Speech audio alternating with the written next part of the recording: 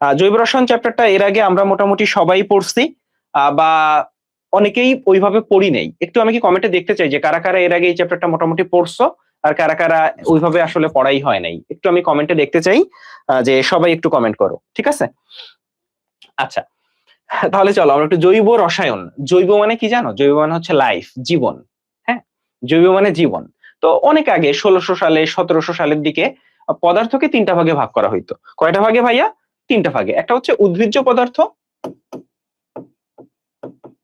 উদ্ভিজ্জ পদার্থ,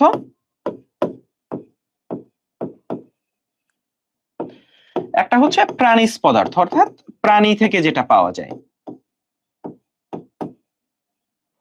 আর একটা হচ্ছে খনিজ পদার্থ। এই তিনটা ভাগে পদার্থকে তখন ভাগ করা হইতো, এটা অনেক আগের কথা, ঠিক আছে? পরবর্তীতে হিসাব আসলে এরকম যে উদ্ভিজ্জ আর প্রাণীজ, এরা তো জীবন জীবন আছে, উদ্ভিদেরও জীবন আছে, প্রাণীরও জীবন আছে। ফলে এদের থেকে যাদেরকে পাওয়া যায় তারা হচ্ছে জৈব পদার্থ। আর খনিজ পদার্থ যেগুলা যেগুলা লাইফ নাই, সেগুলা হচ্ছে অজৈব পদার্থ। ঠিক আছে, মানে ব্যাপারটা খুব সিম্পল, অজৈব পদার্থ। তাহলে ফার্স্টে ভাগ ছিল তিনটা, যে উদ্ভিজ্জ, প্রাণীজ আর খনিজ। তো উদ্ভিজ প্রাণীজ থেকে আসলো জৈব, আর খনিজ পদার্থ থেকে আসলো অজৈব পদার্থ। পরবর্তীতে বার্জেলিয়াসের নাম তোমরা শুনছো, ভদ্রলোক, ভদ্রলোকের নাম হচ্ছে বার্জেলিয়াস। হ্যাঁ, আচ্ছা, দেখো আমি একটু উঁচু করি। এটা আমার রেগুলার স্মার্ট বোর্ড না, ফলে আমার একটু লিখতে সমস্যা হতে পারে। সো এটা একটু ক্ষমা সুন্দর দৃষ্টিতে দেখবা, আমার একটু অভ্যস্ততার প্রবলেম হতে পারে। হ্যাঁ, তো এটা হচ্ছে 1815 সালের কথা। 1815 সাল, তখন বার্জেলিয়াস ভদ্রলোক, উনি খুবই বিখ্যাত বিজ্ঞানী তখন।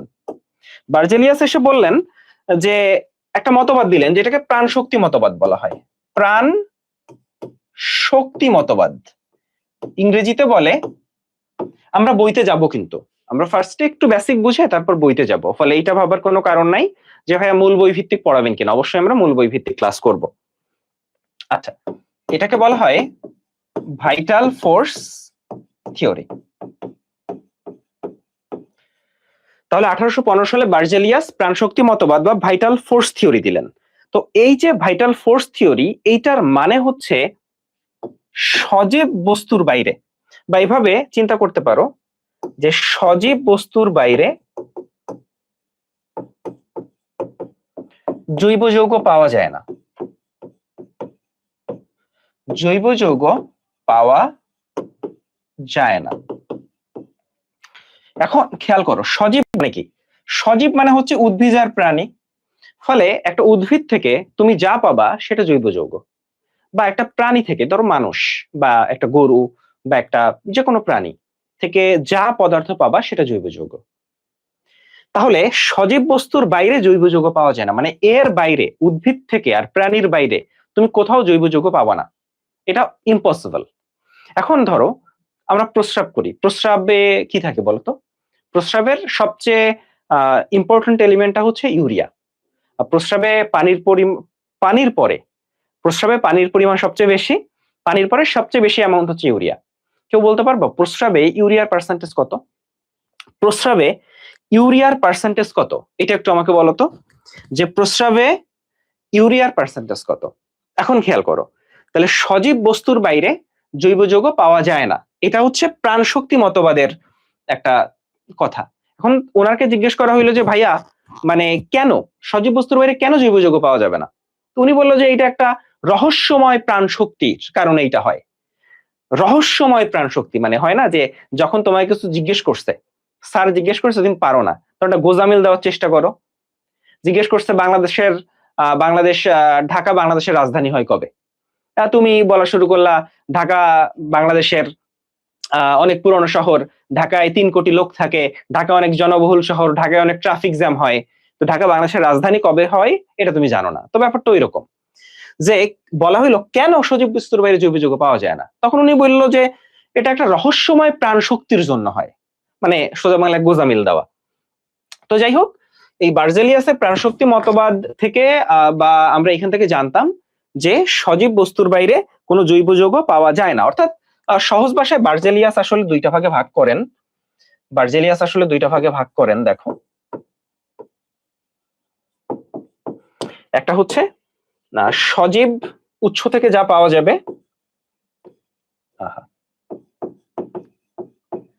সজীব উৎস থেকে পাওয়া যাবে যেটা, সেটা হচ্ছে জৈব যৌগ। আর নির্জীব উৎস থেকে যেটা পাওয়া যাবে সেটা হচ্ছে অজৈব যৌগ। তাহলে বার্জেলিয়াসের কথাবার্তার শেষ কথা কি, যে সজীব উৎস থেকে যেটা পাওয়া যাবে সেটা জৈব যৌগ, আর নির্জীব উৎস থেকে যেটা পাওয়া যাবে সেটাকে আমরা বলছি অজৈব যৌগ। ক্লিয়ার? এখন আসো আর একটা চমৎকার জায়গায় বলি। তো জৈব যৌগের সংজ্ঞায় এরপর আরো আলোচনা আছে, সেটা আসবো। তো জৈব যৌগ জিনিসটা কি? জৈব যৌগ জিনিসটা হচ্ছে কার্বন যুক্ত যৌগ। মানে সহজ ভাষায় জৈব যৌগ হইতে গেলে সেখানে কার্বন থাকতে হবে। পৃথিবীতে একটা সিঙ্গেল যৌগ দেখাইতে পারবা না যেখানে কার্বন নাই, মানে একটা সিঙ্গেল জৈব যৌগ দেখাইতে পারবা না যেখানে কার্বন নাই। আবার বলি, পৃথিবীতে একটা সিঙ্গেল জৈব যৌগ নাই যেখানে কার্বন নাই। তাহলে জৈব যৌগ হচ্ছে কার্বন যুক্ত যৌগ। জৈব যৌগ হলো কার্বন যুক্ত যৌগ, মানে এখানে কার্বন থাকতেই হবে। মানে আমরা এভাবে বলতে পারি কার্বন থাকতেই হবে, থাকতেই হবে। জৈব যৌগকে হাইড্রোকার্বনও বলা হয়। কি বলা হয় ভাইয়া? হাইড্রোকার্বন। এখন হাইড্রোকার্বন কি জিনিস? হাইড্রো মানে তো হাইড্রোজেন, হ্যাঁ। তো এখানে হাইড্রোকার্বন বলতে হাইড্রো মানে পানিও বুঝায়, জৈব যৌগের হাইড্রো বলতে হচ্ছে পানিও বুঝায়। কি বুঝায়? পানি। তো যাই হোক, হাইড্রোকার্বন বলতে হাইড্রোজেন আর কার্বন, মানে নরমালি হাইড্রোজেন আর কার্বন থাকবে। তাহলে জৈব যৌগে হাইড্রোকার্বন বলে কারণ জৈব যৌগে হাইড্রোজেন আর কার্বন থাকে। কিন্তু জৈব যৌগে হাইড্রোজেন নাও থাকতে পারে, হাইড্রোজেন না থাকলেও সেটা জৈব যৌগ হয়। হাইড্রোজেন না থাকলেও সেটা জৈব যৌগ হয়। যেমন সবচেয়ে কমন জৈব যৌগ কোনটা বলতো? আমরা যদি বলি যে আমাদের কাছে সবচেয়ে মানে কমন জৈব যৌগ কোনটা, এই যে মিথেন। মিথেন। আচ্ছা, মিথেনে কার্বন আছে, 4টা হাইড্রোজেন আছে, এটা একটা জৈব যৌগ। এখন আসো, মিথেনের 4টা হাইড্রোজেন আছে, একটা হাইড্রোজেন বাদ দিয়ে দাও তো, একটা হাইড্রোজেন বাদ দিয়ে একটা ক্লোরিন আনো, মানে একটা হাইড্রোজেনের জায়গায় একটা ক্লোরিন নিয়ে আসো, তাহলে কি আসে বলো তো? সেখানে চলে আসে CH3Cl। আচ্ছা, এখানে আরেকটা হাইড্রোজেন বাদ দাও, আরেকটা ক্লোরিন আনো, তাহলে আসে CH2Cl2। আচ্ছা, আরেকটা হাইড্রোজেন বাদ দাও, CHCl3।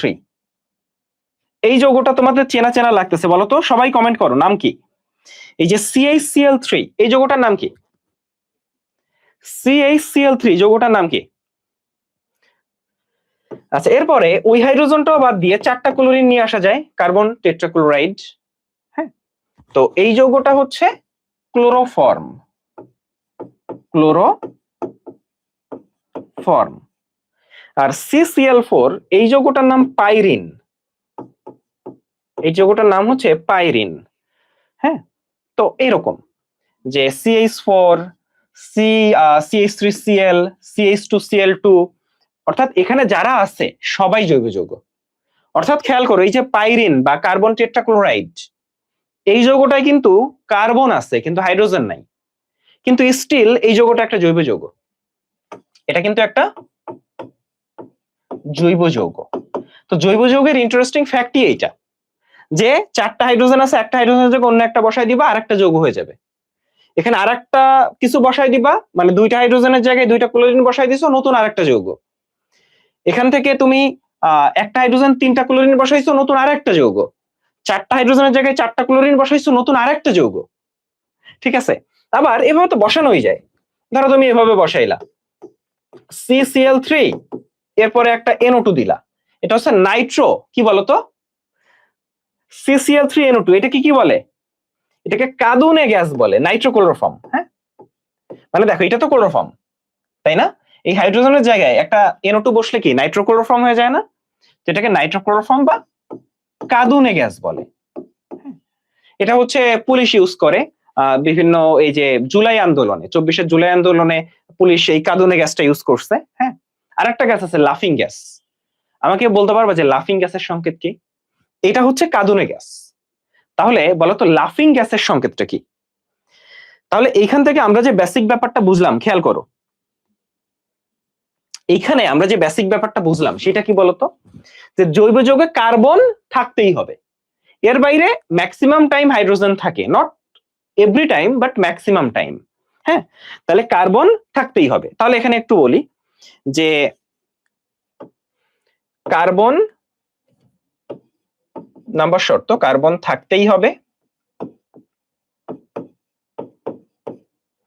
হাইড্রোজেন ম্যাক্সিমাম টাইম থাকে, নাও থাকতে পারে, সময় থাকে। আরো কি কি থাকে বলতো?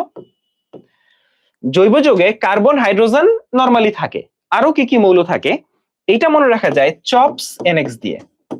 চপস এনএক্স জৈব যৌগে যে মৌলগুলো থাকে, সকল মৌল, জৈব যৌগের সকল মৌল, অর্থাৎ জৈব যৌগ যে মৌলগুলা দিয়ে তৈরি, অর্থাৎ carbon hydrogen oxygen phosphorus sulphur. কি কি বললাম? Carbon hydrogen oxygen phosphorus sulphur, nitrogen আর হ্যালোজেন। হ্যালোজেন মানে ফ্লোরিন ক্লোরিন ব্রোমিন আয়োডিন। এই হ্যালোজেন মানে হচ্ছে এই যে ফ্লোরিন বা ক্লোরিন বা ব্রোমিন বা আয়োডিন, এগুলা। তাহলে চপস এনএক্স সাধারণত এই মৌলগুলা দিয়েই জৈব যৌগ তৈরি হয়। এখন মেডিকেলে একটা কোশ্চেন আসে বা একাডেমিকেও আসে এই প্রশ্নটা, যে জৈব যৌগ কোন মৌলটা দিয়ে গঠিত না, বা জৈব যৌগ কোন মৌলটা দিয়ে গঠিত। তাইলে তোমার এখানে চপস এনএক্স এই মৌলগুলা দিয়ে জৈব যৌগ গঠিত। এখন আসো, জৈব যৌগে কার্বন থাকতেই হবে। আচ্ছা, তাহলে আসো তো, মানে এই যে কার্বন ডাই অক্সাইড বা ধরো হাইড্রোজেন সায়ানাইড, আমাকে বলো তো কার্বন ডাই অক্সাইড বা হাইড্রোজেন সায়ানাইড, এখানে তো কার্বন আছে, তাহলে carbon die oxide hydrogen cyanide কি জৈব যৌগ? একটু কমেন্ট করো সবাই। Carbon die oxide hydrogen cyanide এই যৌগগুলা জৈব যৌগ কি না, এটা একটু কমেন্টে জানাও।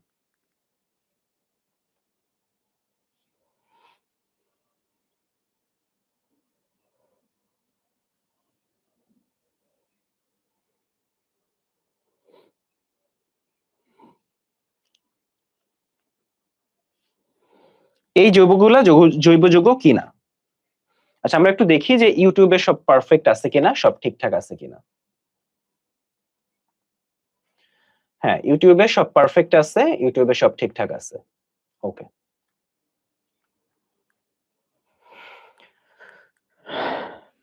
না এরা জৈব যৌগ না। ফলে আমরা এতটুকু বুঝলাম যে কার্বন আছে, থাকলেই, মানে দেখো জৈব যৌগে কার্বন থাকতেই হবে, জৈব যৌগে কার্বন থাকতেই হবে, কিন্তু এই যৌগগুলো আমরা দেখলে বুঝলাম কার্বন থাকলেই সব সময় জৈব যৌগ হয় না। কার্বন থাকলেই সব সময় জৈব যৌগ হয় না। তাহলে জৈব যৌগে কার্বন থাকতেই হবে, কিন্তু কার্বন থাকলেই জৈব যৌগ হবে এই গ্যারান্টি দেওয়া যাচ্ছে না। যেমন এই যে বাইকার্বনেট আয়ন, তারপর সায়ানাইড আয়ন, এই যে আয়নগুলা, এখানে তো কার্বন আছে, কিন্তু এই বাইকার্বনেট আয়ন বা সায়ানাইড আয়ন এরা কিন্তু জৈব যৌগ না, এরা জৈব যৌগ না। আচ্ছা, তাহলে একটু আগে আমরা একটা মজার জিনিস দেখতেছিলাম না, এই যে দেখো কার্বনের 4টা হাত, কার্বনের হাত কয়টা? 4টা। আমার হাত 2টা, তোমার হাতও 2টা, কিন্তু কার্বনের হাত 4টা। এটা কখনোই ভুল করা যাবে না, কার্বনের হাত সবসময় 4টা। তো 4 হাতে 4টা কার্বন হাইড্রোজেন থাকলে সেটাকে মিথেন বলে। এখন এখানে জাস্ট ওই মানে একটা মৌলের পরিবর্তে আরেকটা মৌল বসেই নতুন নতুন জৈব যৌগ হয়। এই জন্য পৃথিবীতে জৈব যৌগের সংখ্যা কিন্তু অনেক অনেক বেশি, অনেক অনেক বেশি। চলো আমরা একটু বইতে যাই। দেখো,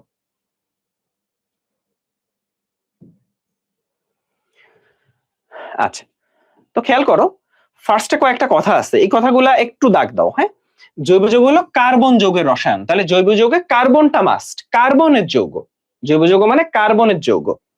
2 নাম্বার, হাইড্রোকার্বন হলো মূল জৈব যৌগ, অর্থাৎ জৈব যৌগে সাধারণত হাইড্রোজেন আর কার্বন থাকে।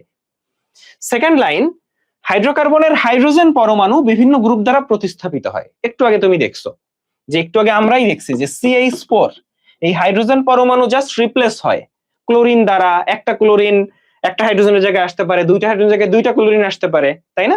অন্যান্য মৌল দ্বারাও রিপ্লেস হয়, এইভাবে বিভিন্ন গ্রুপ দ্বারা রিপ্লেস হয়। আচ্ছা, এরপরে আসো, ওই বিভিন্ন গ্রুপ বা মূলক ওই যৌগের রাসায়নিক ধর্ম মানে নিয়ন্ত্রণ করে। এটা খুব ইম্পর্টেন্ট যে জৈব যৌগের সাথে, মানে ধরো CH4 না CH3, এখানে ধরো একটা হাইড্রোজেন আমি সরাই দিলাম, একটা হাইড্রোজেনের জায়গায় একটা OH নিয়ে আসলাম। এই যে OH নিয়ে আইছি একে বলে কার্যকরী মূলক। এই কার্যকরী মূলকের উপর নির্ভর করে যে ওই যৌগের ধর্ম কেমন হবে, ওই যৌগের ওই জৈব যৌগের ধর্ম কেমন হবে। এই OH এর জায়গায় যদি এখানে অন্য একটা কার্যকরী মূলক বসাই তাহলে এর ধর্ম চেঞ্জ হয়ে যাবে, ব্যাপারটা এরকম। ফলে এই চারটা লাইন আর কার্যকরী মূলক ভিত্তিক জৈব যৌগের শ্রেণীকে সমগোত্রীয় শ্রেণী বলে, যে আলোচনা আমরা আজকে করব পরে। আচ্ছা, এখন এখানে আর কিছু দেখার নাই, এখানে কিছু বক্সের এমসিকিউ আছে। এই বক্সের এমসিকিউ গুলোর উত্তর এই অধ্যায়ের শেষে আছে, এবং মেডিকেল ভর্তি পরীক্ষায় এই বক্স থেকে প্রচুর এমসিকিউ আসে। কি বললাম? মেডিকেল ভর্তি পরীক্ষায় এই বক্স থেকে প্রচুর এমসিকিউ আসে। এর জন্য তোমাকে অবশ্যই অবশ্যই এই বক্সের এমসিকিউ গুলা সলভ করতে হবে, এটা মাস্ট। তাহলে কোনটি জৈব যৌগ নয় এখানে একটু বলো তো, কোনটা জৈব যৌগ না? সবাই কমেন্ট করো কোনটা জৈব যৌগ না। আচ্ছা, এখন একটু চলে আসো, আমরা একটু দেখব জৈব রসায়ন কি। সহজ ভাষায় জৈব রসায়ন হচ্ছে হাইড্রোকার্বন এবং হাইড্রোকার্বনের বিভিন্ন জাতক নিয়ে আলোচনা করা হয়। অর্থাৎ হাইড্রোকার্বন থেকে যারা তৈরি হয় তাদেরকে বলা হয় হাইড্রোকার্বনের জাতক। একটু চলে আসো, আমরা নিচের দিকে চলে আসব। এখানে দেখো, জৈব যৌগ বলতে হাইড্রোজেন এবং কার্বন দ্বারা গঠিত হাইড্রোকার্বন এবং তাদের জাতককে বোঝায়, এটা আমরা দেখলাম। আর কোন কোন মৌল যুক্ত থাকে এখানে লেখা আছে, তুমি অলরেডি জানো, এটা মনে রাখা যায় চপস এনএক্স দিয়ে, CHOPS চপস এনএক্স। এই মৌলগুলা দিয়ে জৈব যৌগ তৈরি। এর বাইরে অন্য কোনো মৌল থাকলে সেই মৌলটা দিয়ে জৈব যৌগ তৈরি হয় না। এভাবে তুমি অপশনে দাগাবা। এখন আসো, আমরা একটু বার্জেলিয়াস সম্পর্কে জানবো। তো বার্জেলিয়াস এটা কিন্তু 1808 সালে, একটু বলি সাল লাগবে না, জাস্ট বোঝার জন্য বা ধারাবাহিকতার জন্য আমি সালের কথা বলতেছি। তো মেডিকেলে সাল আসবে না, এবং কেমিস্ট্রি থেকে তো অবশ্যই আসবে না, ঠিক আছে? মেডিকেলে সাল বা এই ধরনের ইনফো না পড়লেও কোনো সমস্যা নাই। তো জাস্ট বোঝার জন্য যে বার্জেলিয়াস উনি এসে বললেন যে উদ্ভিদ আর প্রাণী থেকে যেটা পাওয়া যায়, অর্থাৎ সজীব পদার্থ থেকে যেটা পাওয়া যায় সেটা জৈব যৌগ। আর সাথে সাথে উনি বললেন যে খনিজ বা নির্জীব থেকে যেটা পাওয়া যায় সেটা অজৈব যৌগ। ওকে, তখন ওনাকে যখন জিজ্ঞেস করা হইলো, স্যার কেন কেন কেন কেন এটা হয়, কেন সজীব পদার্থ থেকেই জৈব যৌগ পাওয়া যাবে, নির্জীব পদার্থ থেকে পাওয়া যাবে না, তখনই উনি একটা আজগুবি থিওরি আনলেন। সেই আজগুবি থিওরির নাম হচ্ছে প্রাণ শক্তি মতবাদ, 1815 সালে। এবং এই প্রাণ শক্তি মতবাদের ইংরেজি হচ্ছে ভাইটাল ফোর্স থিওরি। এই মতবাদটা লম্বা সময় ধরে প্রচলিত ছিল, যে একটা, এই যে লেখা আছে দেখো, যে সুন্দরভাবে একটা রহস্যময় প্রাণ শক্তির জন্য এটা হয়। এই মতবাদটা 1815 সাল থেকে 1828 সাল পর্যন্ত এভাবে ছিল।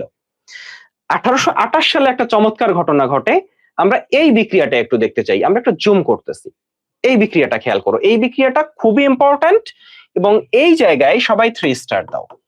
এই বিক্রিয়ায় কি থেকে কি তৈরি হয়, কেন তৈরি হয়, এটা মেডিকেল ভর্তি পরীক্ষার জন্য মারাত্মক গুরুত্বপূর্ণ, এবং যে কোনো সময় মেডিকেল ভর্তি পরীক্ষায় এখান থেকে আগেও আসছে, আবারও আসবে। এই জায়গাটুকু 3 স্টার। এখন আসো, এই ভদ্রলোকের নাম হচ্ছে ফ্রেডরিক উহলার, 1828 সাল। ভদ্রলোক অ্যামোনিয়াম ক্লোরাইড এবং লেড সায়ানেট, একটা জিনিস খেয়াল করো তো, এটাও জলীয় এটাও জলীয়, মানে দুইটাই পানিযুক্ত যৌগ। তো উনি অ্যামোনিয়াম সায়ানেট তৈরি করে ফেললেন, একটু বলি, এবং দুইটাই অজৈব যৌগ, দুইটাই অজৈব যৌগ। তুমি ল্যাবরেটরিতে উনি কাজ করতেছেন একটা অজৈব যৌগ নিয়ে। তো খুব স্বাভাবিকভাবে অ্যামোনিয়াম সায়ানেটে পানি আছে, তো উনি চিন্তা করলেন যে এই পানিটাকে উনি সরাই ফেলবেন, মানে এটাকে শুষ্ক করবেন, ড্রাই করবেন।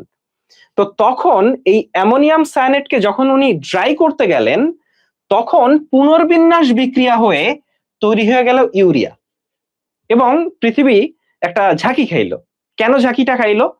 কারণ উনি ল্যাবে কাজ করতেছেন, অজৈব যৌগ নিয়ে কাজ করতেছেন, এবং উনি জানেন বা সারা বিশ্ব জানে যে অজৈব যৌগ থেকে জৈব যৌগ তৈরি করা যায় না। কিন্তু উনি এই যে ইউরিয়া তৈরি করে ফেললেন, এটা তো একটা জৈব যৌগ। কিভাবে? কারণ মানুষ আগে থেকেই জানে যে প্রস্রাবে ইউরিয়া আছে, যেহেতু প্রস্রাবে ইউরিয়া আছে, প্রাণী থেকে ইউরিয়া পাওয়া যাচ্ছে, ফলে এটা একটা জৈব যৌগ। ফলে যেহেতু পরীক্ষাগারে অজৈব যৌগ থেকে জৈব যৌগ তৈরি হয়ে গেল, ফলে বার্জেলিয়াসের যে প্রাণ শক্তি মতবাদটা সেটা ভুল প্রমাণিত হলো এবং ফ্রেডরিক উহলার তখন পাদপ্রদীপের আলোয় চলে আসলেন এবং তখন থেকে ফ্রেডরিক উহলারকে বলা হয় জৈব রসায়নের জনক। তাহলে এই বিক্রিয়ায় কিভাবে প্রশ্ন আসে আমি তোমাকে বলি। অ্যামোনিয়াম ক্লোরাইড লেড সায়ানেট পরীক্ষায় আসে যে ইউরিয়া তৈরি কোনটা থেকে হয়, তোমাকে বলতে হবে অ্যামোনিয়াম ক্লোরাইড লেড সায়ানেট থেকে। কিন্তু এখানে ব্যাপার আছে, এখান থেকে প্রথমে কিন্তু একটা মধ্যবর্তী যৌগ তৈরি হয় অ্যামোনিয়াম সায়ানেট, এইটাকে উত্তপ্ত করতে গিয়ে ওইটা পুনর্বিন্যস্ত হয়ে ইউরিয়া তৈরি হয়েছিল। ফলে পরীক্ষা আসতে পারে ইউরিয়া কই থেকে তৈরি হয়, অপশনে অ্যামোনিয়াম সায়ানেটও থাকতে পারে, অ্যামোনিয়াম ক্লোরাইড লেড সায়ানেটও থাকতে পারে।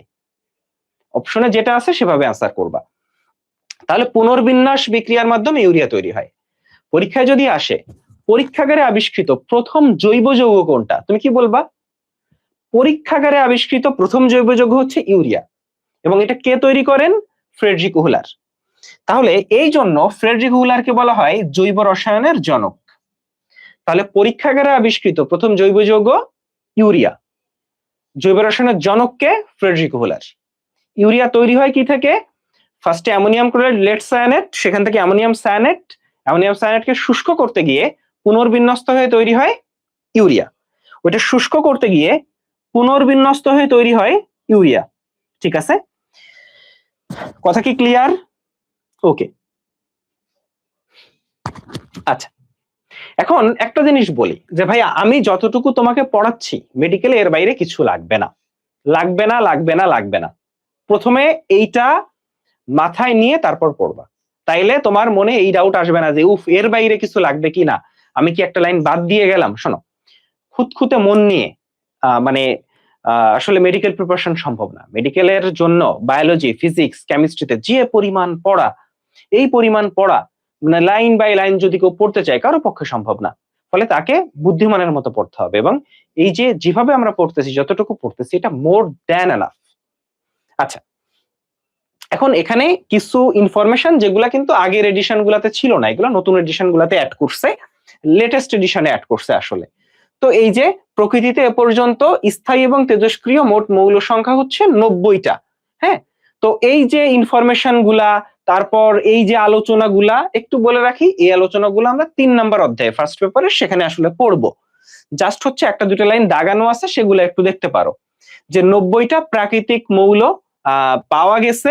এর মধ্যে এই যে 1/3 মৌল হচ্ছে স্থায়ী মৌল, অর্থাৎ 30% স্থায়ী মৌল। আচ্ছা, এরপরে একটু আছে বিল্ডিং ব্লক এলিমেন্ট বা ফাংশনাল মেজর মিনারেল, এই জায়গাগুলো আমরা ফিউচারে দেখব, 3 নাম্বার অধ্যায়ে দেখব। ফলে আমি আসলে এক অধ্যায়ের আলোচনা অন্য অধ্যায়ে নিতে চাচ্ছি না, এর জন্য তাহলে অনেক কমপ্লেক্স লাগবে তোমাদের। ঠিক আছে, আচ্ছা তাহলে এখন একটু চলে আসো, আমরা একটু চলে আসবো হচ্ছে এখানে যা আছে ট্রেস এলিমেন্ট নামক একটা তথ্য আছে। ট্রেস এলিমেন্ট বলতে প্রকৃতিতে যে এলিমেন্ট গুলো খুবই সামান্য পরিমাণে পাওয়া যায় তাদেরকে ট্রেস এলিমেন্ট বলে। আচ্ছা ওকে, এখন চলে আসো পৃথিবীতে জৈব যৌগের সংখ্যা আসলে কত। পৃথিবীতে অজৈব যৌগের সংখ্যা দেখো, আচ্ছা একটা মিনিট,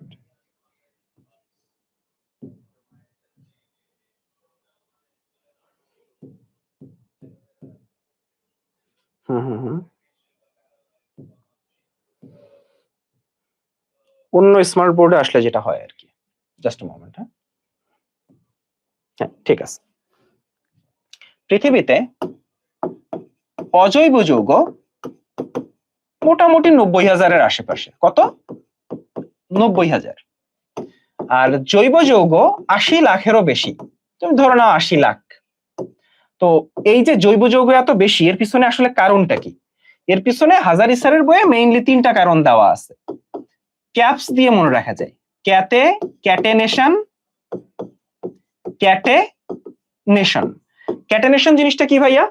এই যে দেখো একটা কার্বন, ধরো CH4, হ্যাঁ, তো এই যে একটা কার্বন যুক্ত যে জৈব যৌগগুলো হয়, সেখানে আরেকটা কার্বন যুক্ত হলে নতুন একটা জৈব যৌগ তৈরি হয়, ওটার সাথে আরেকটা কার্বন যুক্ত হলে নতুন আরো একটা জৈব যৌগ তৈরি হয়, আরো একটা কার্বন যুক্ত হলে নতুন আরো একটা জৈব যৌগ তৈরি হয়, এটাকে বলে ক্যাটেনেশন।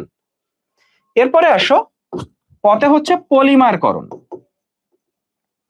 পলিমারকরণ, পলিমারকরণ কি? তোমরা পলিথিন চিনো, পলিথিনের প্যাকেট চিনো, এবং মোটামুটি ম্যাক্সিমাম জিনিসই কিন্তু পলিথিন দিয়ে তৈরি। এই যে তুমি গেমিং যে ইয়াটা দেখতেছো, এটা পলিথিন, আর তোমার টেবিল ক্লথটা পলিথিন, ঠিক আছে?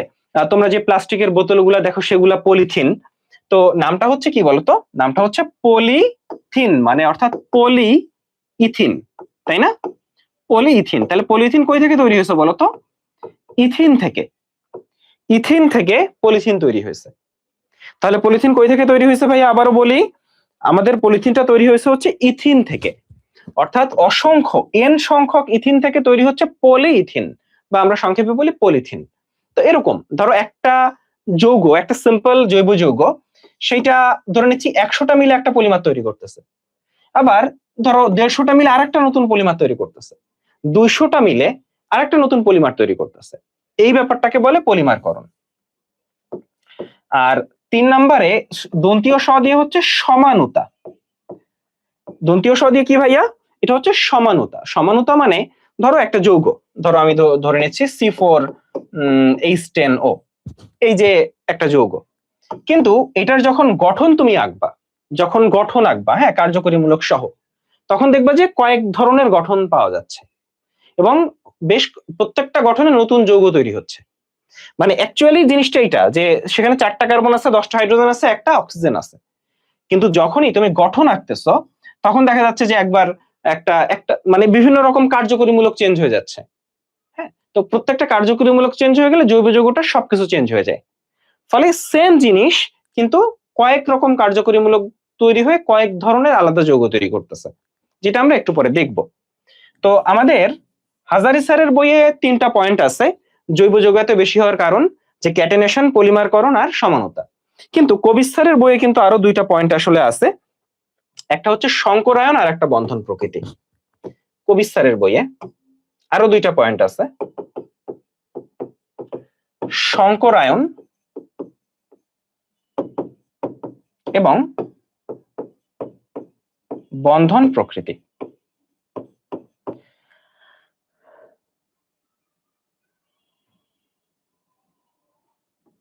ক্লিয়ার জিনিসটা? তাহলে সংকরায়ন এবং বন্ধন প্রকৃতি দুটো কবির স্যারের, শুধু পয়েন্ট 2টা মনে রাখবে, আর কিচ্ছু লাগবে না। শুধু পয়েন্ট 2টা মনে রাখবে, আর কিচ্ছু কিন্তু লাগবে না। এখন দেখো, ওকে, তাহলে জৈব যৌগের প্রাচুর্যের কারণ কয়টা? 3টা। মানে হাজারি স্যারের বই অনুযায়ী 3টা প্রাচুর্যের কারণ আছে।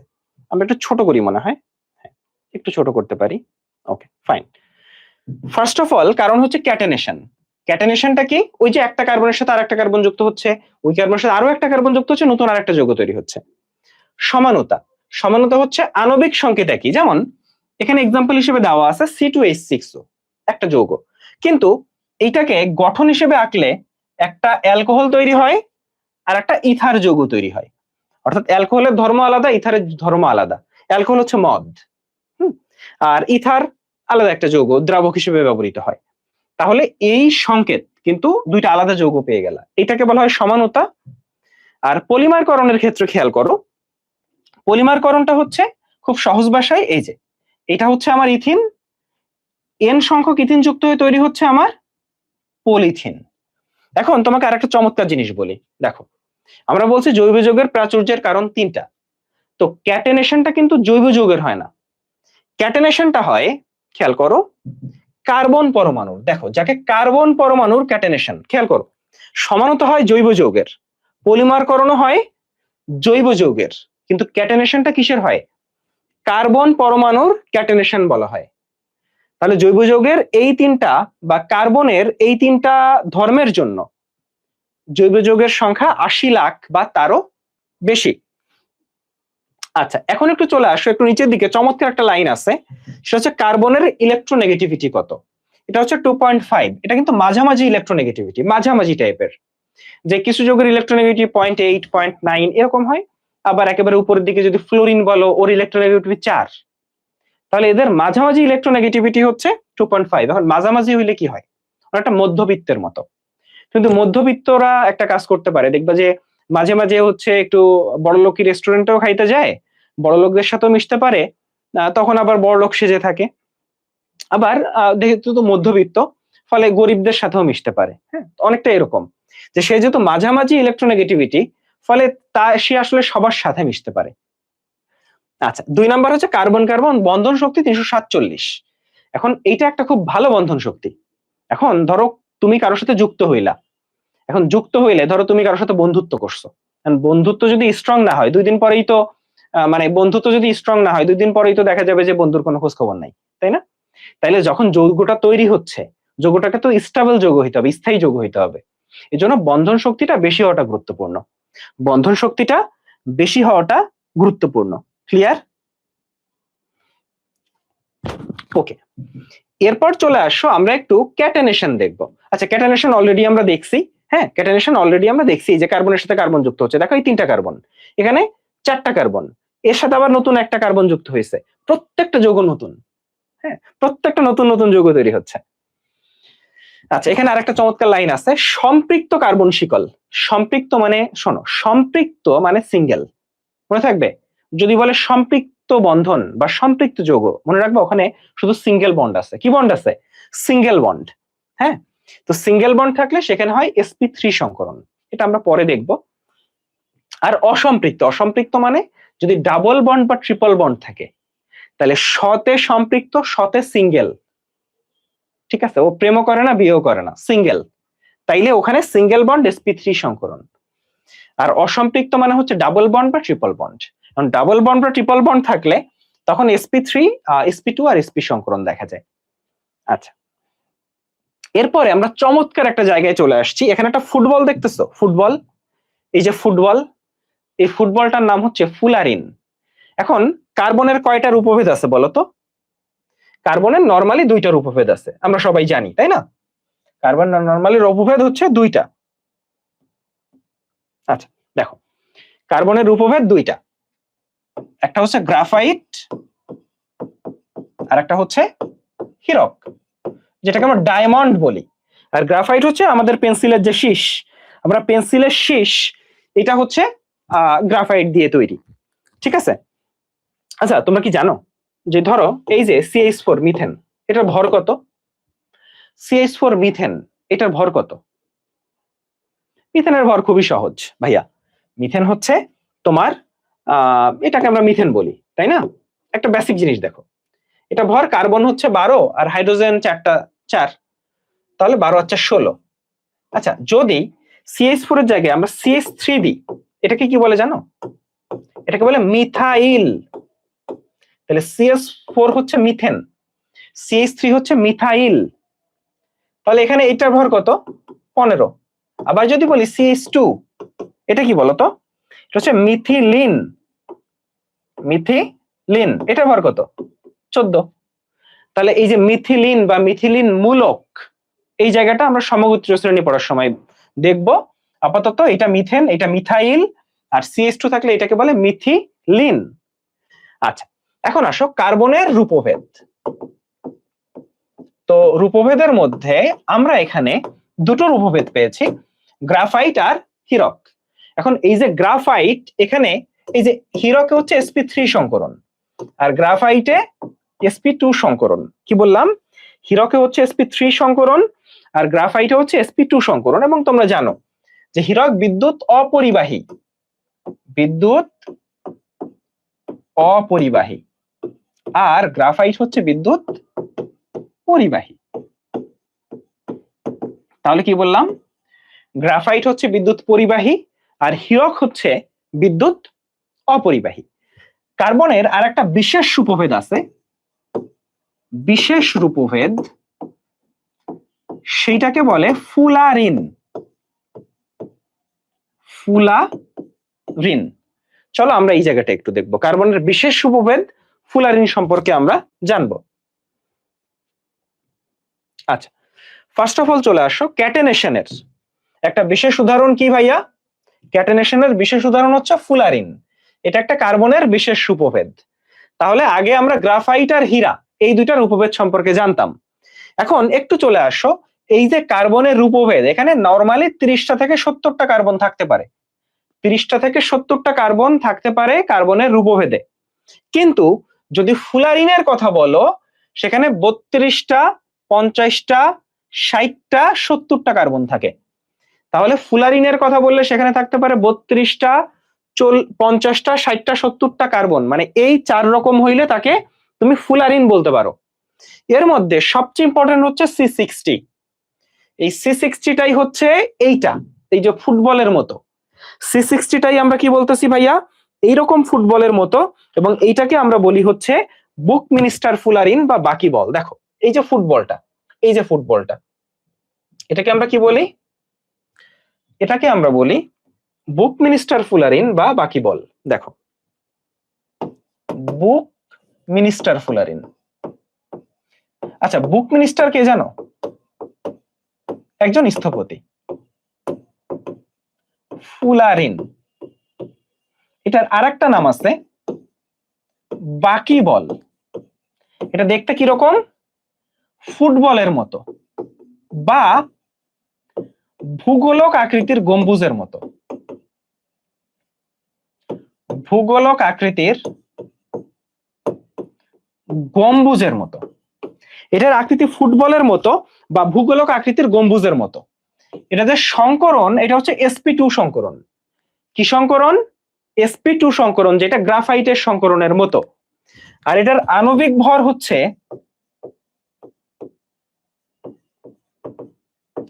720। আণবিক ভর কত ভাইয়া? 720।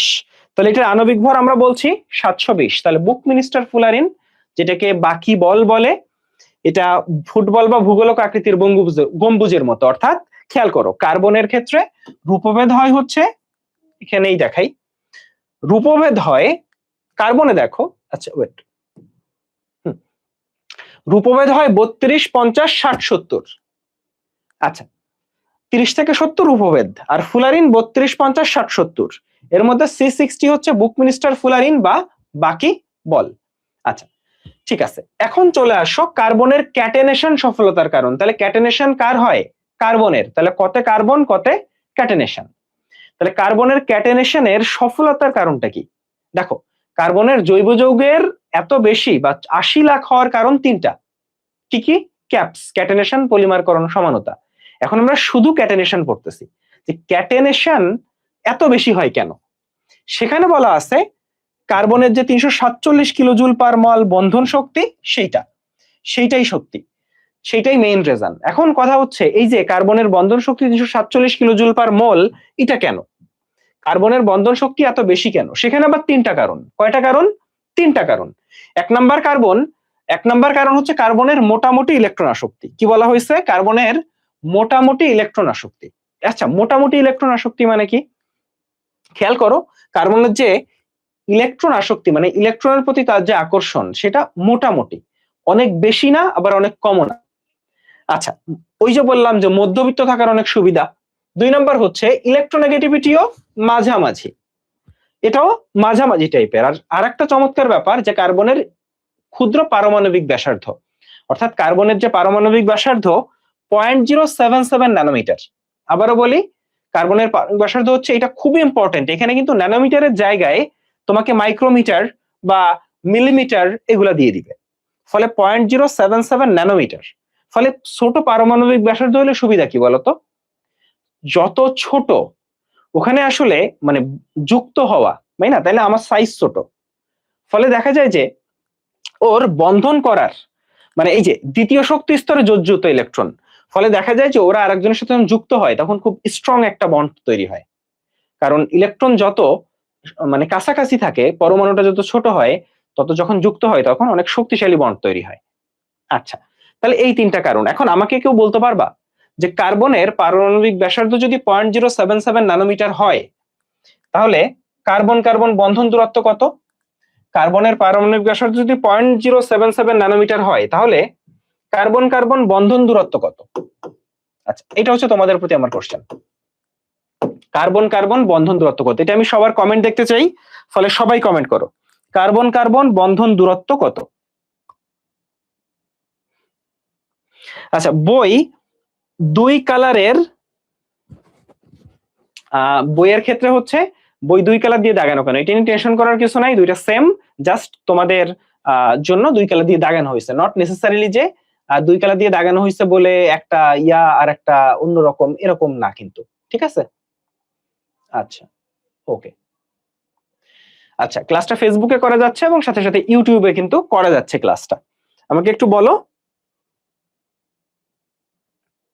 ওকে, ইয়েস। দেখো, একটা হচ্ছে 0.077, দুইটা যোগ করো না, দুটো যোগ করো, দুটো যোগ করলে হয় 0.154 ন্যানোমিটার। 0.154 ন্যানোমিটার। কার্বন কার্বন বন্ধন দূরত্ব হচ্ছে 0.154 ন্যানোমিটার। ওকে, ক্লিয়ার।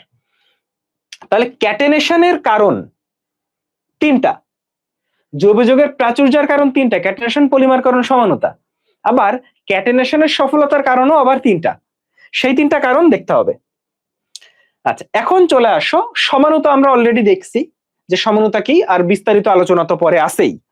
পলিমারকরণের ক্ষেত্রে একটু চলে আসো। এই যে ইথিন, খেয়াল করো, এটা হচ্ছে ইথিন, আমার এটা তৈরি হচ্ছে পলিথিন। তো বিক্রিয়াটা আমি ছোট্ট করে তোমাকে একটু দেখাই, ইথিনের যে বিক্রিয়াটা দেখো।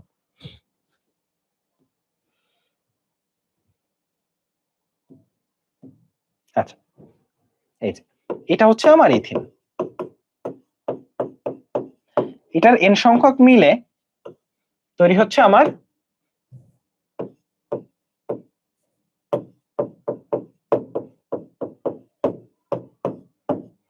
এটা হচ্ছে আমার পলিথিন। কি বলা যায় এটাকে, আমরা বলতেছি পলিথিন। হ্যাঁ, তো এখানে একটু চলে আসো, এখানে চাপটা কত? চাপটা হচ্ছে 1000 থেকে 1200 ডিগ্রি সেলসিয়াস চাপ।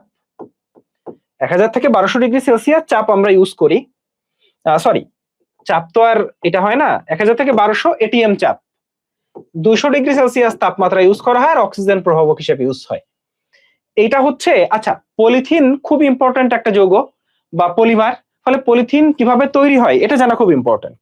এবং এই পলিথিন কিভাবে তৈরি হয় এটা আছে আমাদের লাস্টে, এই অধ্যায়ের একেবারে শেষের দিকে। তো তারপরও আমরা একটু দেখে যাই। উচ্চচাপ বলছে, চাপটা হচ্ছে 1000 থেকে 1200 এটিএম। পলিথিন কিন্তু ইথিন থেকে পলিথিন এটা দুইটা ওয়েতে তৈরি করা যায়। এটা হচ্ছে 1 নাম্বার ওয়ে, আর একটা ওয়ে আছে, মানে সেখানে তাপমাত্রা, চাপ প্রভাবকটা চেঞ্জ হয়। 1 নাম্বার ওয়ে যেটা, এটা হচ্ছে উচ্চ চাপ পদ্ধতি, এটা হচ্ছে উচ্চ চাপ পদ্ধতি। ক্লিয়ার? আর নিম্নচাপ পদ্ধতি আর একটা আছে। নিম্নচাপ পদ্ধতিতে জাস্ট চাপটা 1000 থেকে 1200 জায়গায় 5 থেকে 10 এটিএম এ নেমে আসে। 1000 থেকে 1200 জায়গায় 5 থেকে 10 এটিএম এ নেমে আসে। তাপমাত্রা হয় 70 ডিগ্রি সেলসিয়াস, আর মানে তাপমাত্রাও কমে গেছে কিন্তু। আর প্রভাবক হয় ক্রোমিয়াম অক্সাইড। এটা হচ্ছে নিম্নচাপ পদ্ধতি। নিম্ন চাপ পদ্ধতি, এই দুইটা ওয়েতেই ইথিন থেকে পলিথিন তৈরি করা যায়। আর একটা জিনিস, একটা প্রভাবক আছে জিগলার নাটা প্রভাবক, আমাদের বইতেও এটা আছে। তাহলে মনে রাখবা, পরীক্ষায় যদি কখনো আসে জিগলার নাটা প্রভাবক কোন কোন পলিমার তৈরিতে লাগে, তুমি বলবা পলিথিন তৈরিতে। তাহলে জিগলার নাটা প্রভাবক, জিগলার নাটা প্রভাবক, এই জিগলার নাটা প্রভাবক কোন পলিমার তৈরিতে লাগে? জিগলার নাটা প্রভাবক কোন পলিমার তৈরিতে লাগে? সেম আমাদের পলিথিন তৈরিতে লাগে, সেম আমাদের পলিথিন তৈরিতে লাগে। এই জায়গাটা আমরা একটু খেয়াল করব। এখন চলে আসো। আচ্ছা, এখন জৈব যৌগ আর অজৈব যৌগের একটা পার্থক্য পড়বো। এখন শোনো, বাংলাদেশে গরিবের সংখ্যা বেশি নাকি বড় লোকের সংখ্যা বেশি বলো? গরিবের সংখ্যা বেশি। আমাদের মতো গরিবই বাংলাদেশে বেশি, বড় লোকের সংখ্যা খুবই কম।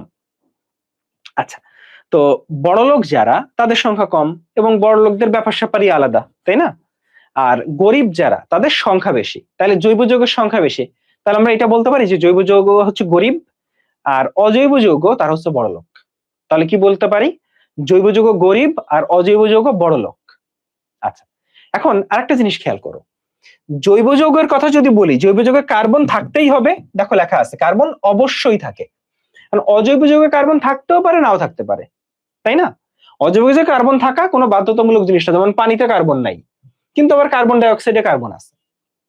সেকেন্ড পয়েন্টে চলে আসো, জৈব যৌগের ক্ষেত্রে বলা আছে এখানে সমযোজী বন্ধন আছে। কি বন্ধন? সমযোজী বন্ধন। একটু বলি যে বন্ধন আসলে দুই রকম, সমযোজী আর আয়নিক। সমযোজী বন্ধনগুলো দুর্বল, আয়নিক বন্ধনগুলো শক্তিশালী। ঠিক আছে? তো অজৈব যৌগে আয়নিকও হয়, সমযোজীও হয়, কিন্তু যেহেতু এখানে সমযোজী, ফলে আমরা ধরে নিই এখানে আয়নিক। এখন ধরো এরা বড় লোক, তাহলে এখানে বন্ধনটা কি শক্তিশালী বন্ধন হবে, ফলে এখানে বড় লোক, এরা সংখ্যা কম, ফলে এদের বন্ধনটা শক্তিশালী আয়নিক বন্ধন। আর জৈব যৌগের ক্ষেত্রে বন্ধনটা দুর্বল বন্ধন, সমযোজী বন্ধন।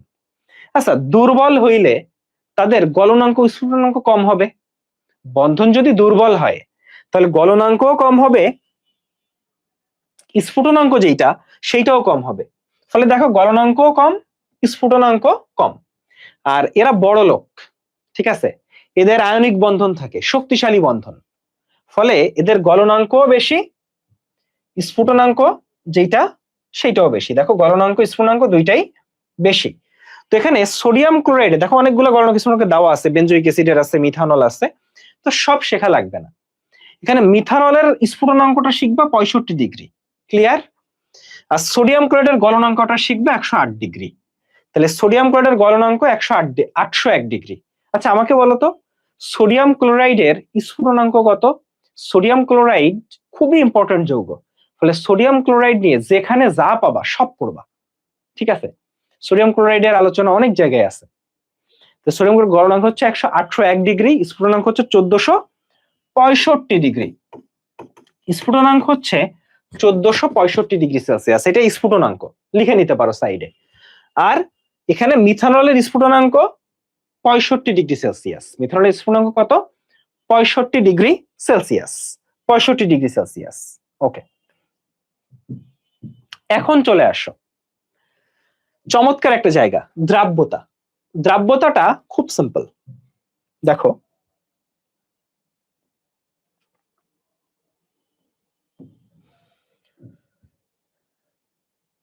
দ্রাব্যতা মানে কে পানিতে দ্রবীভূত হয়। এখন জৈব যৌগের খুব বিখ্যাত এক্সাম্পল কে বলতো? আচ্ছা, জৈব যৌগের খুব বিখ্যাত আমরা বেনজিনের কথা বলতে পারি, বেনজিন খুব বিখ্যাত ব্যক্তি। হ্যাঁ, আমরা মিথেনের কথা বলতে পারি, এরা বিখ্যাত। আর অজৈব যৌগের ক্ষেত্রে খুব বিখ্যাত হচ্ছে ধরো পানি, পানি খুব বিখ্যাত। তো এখানে একটা জিনিস খেয়াল করো, এনাদের ডিমার্কেশন আছে, এরা কিন্তু একেবারে শত্রু টাইপের, বুঝছো, খুবই শত্রু, জৈব আর অজৈব। অর্থাৎ তেল আর পানি, জল একসাথে মিশে না, শুনছো না? ঠিক ওরকম অজৈব যৌগ, জৈব, এরাও একসাথে মিশে না। মানে অজৈব যৌগ যত আছে পৃথিবীতে, এরা সবাই অজৈব যৌগে দ্রবণীয় হয়। যেমন একটা অজৈব দ্রাবক হচ্ছে পানি, পানি একটা অজৈব দ্রাবক। আবার বেনজিনের কথা যদি বলি, বেনজিন একটা জৈব দ্রাবক। সহজ ভাষায় জৈব যৌগ কোথায় দ্রবণীয় হবে?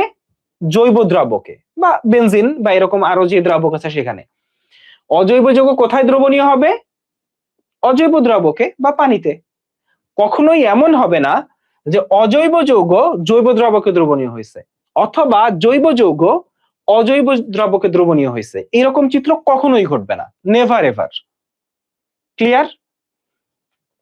তাহলে জৈব যৌগ সবসময় জৈব দ্রাবকে দ্রবণীয় হবে, অজৈব যৌগ সবসময় অজৈব দ্রাবকে দ্রবণীয় হবে। কখনোই এরা এখানে দ্রবণীয় হবে না, এরা এখানে দ্রবণীয় হবে না। আমি কি বুঝাইতে পারছি? সবাই একটু জানান বুঝতে পারছি কিনা।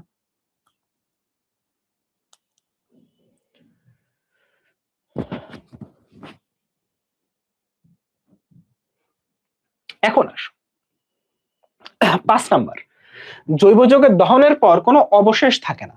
এখন বলো আমারে, জৈব যৌগ গরিব, দহন মানে কি? ওকে, ও মারা গেছে, গরিব মারা যাওয়ার পর কি ব্যাংক ব্যালেন্স, বাড়ি গাড়ি রেখে যায়? যায় না। ফলে জৈব যৌগ যেহেতু গরিব, ও দহনের পর কোনো অবশেষ মানে ও মরার পরে কোনো কিছু রেখে যেতে পারে না। আর ও তো বড় লোক, যখন জ্বললে দহনের পর অবশেষ থাকে, সাধারণত জ্বলে না, আর জ্বললে দহনের পর সে অনেক টাকা পয়সা বাড়ি গাড়ি রেখে যায়। এখন আসো 6 নাম্বার পয়েন্ট। এখন জৈব যৌগ তো গরিব, তাহলে গরিবের বাড়িতে কি কারেন্ট বেশি বেশি যাবে না? বেশি বেশি যাবে। ওদের বাসায় কারেন্ট, ইলেকট্রিসিটি থাকবে না। বাংলাদেশে এখনো অনেক প্রত্যন্ত জায়গা আছে যেখানে ইলেকট্রিসিটি পৌঁছায় নাই, যেমন পাহাড়ি এলাকা আছে যেখানে ইলেকট্রিসিটি পৌঁছায় নাই। হ্যাঁ, যেমন আমার গ্রামে, আমি এমন একটা গ্রাম থেকে আসছি যেখানে 2018 সালে ইলেকট্রিসিটি আসছে। অর্থাৎ আমার ছোটকাল, শৈশব কাটছে হচ্ছে হেরিকেনের আলোতে, তারপর হচ্ছে কি বলা যায়, মানে ওইটাকে ল্যাম্প বলে, বাতিতে। হ্যাঁ, তো তোমরা কেউ কি হেরিকেনের আলোতে বা বাতিতে পড়াশোনা করছো? এখানে কেউ আসো যে হেরিকেনের আলোতে, হারিকেন বলে, বা বাতিতে পড়াশোনা করছো?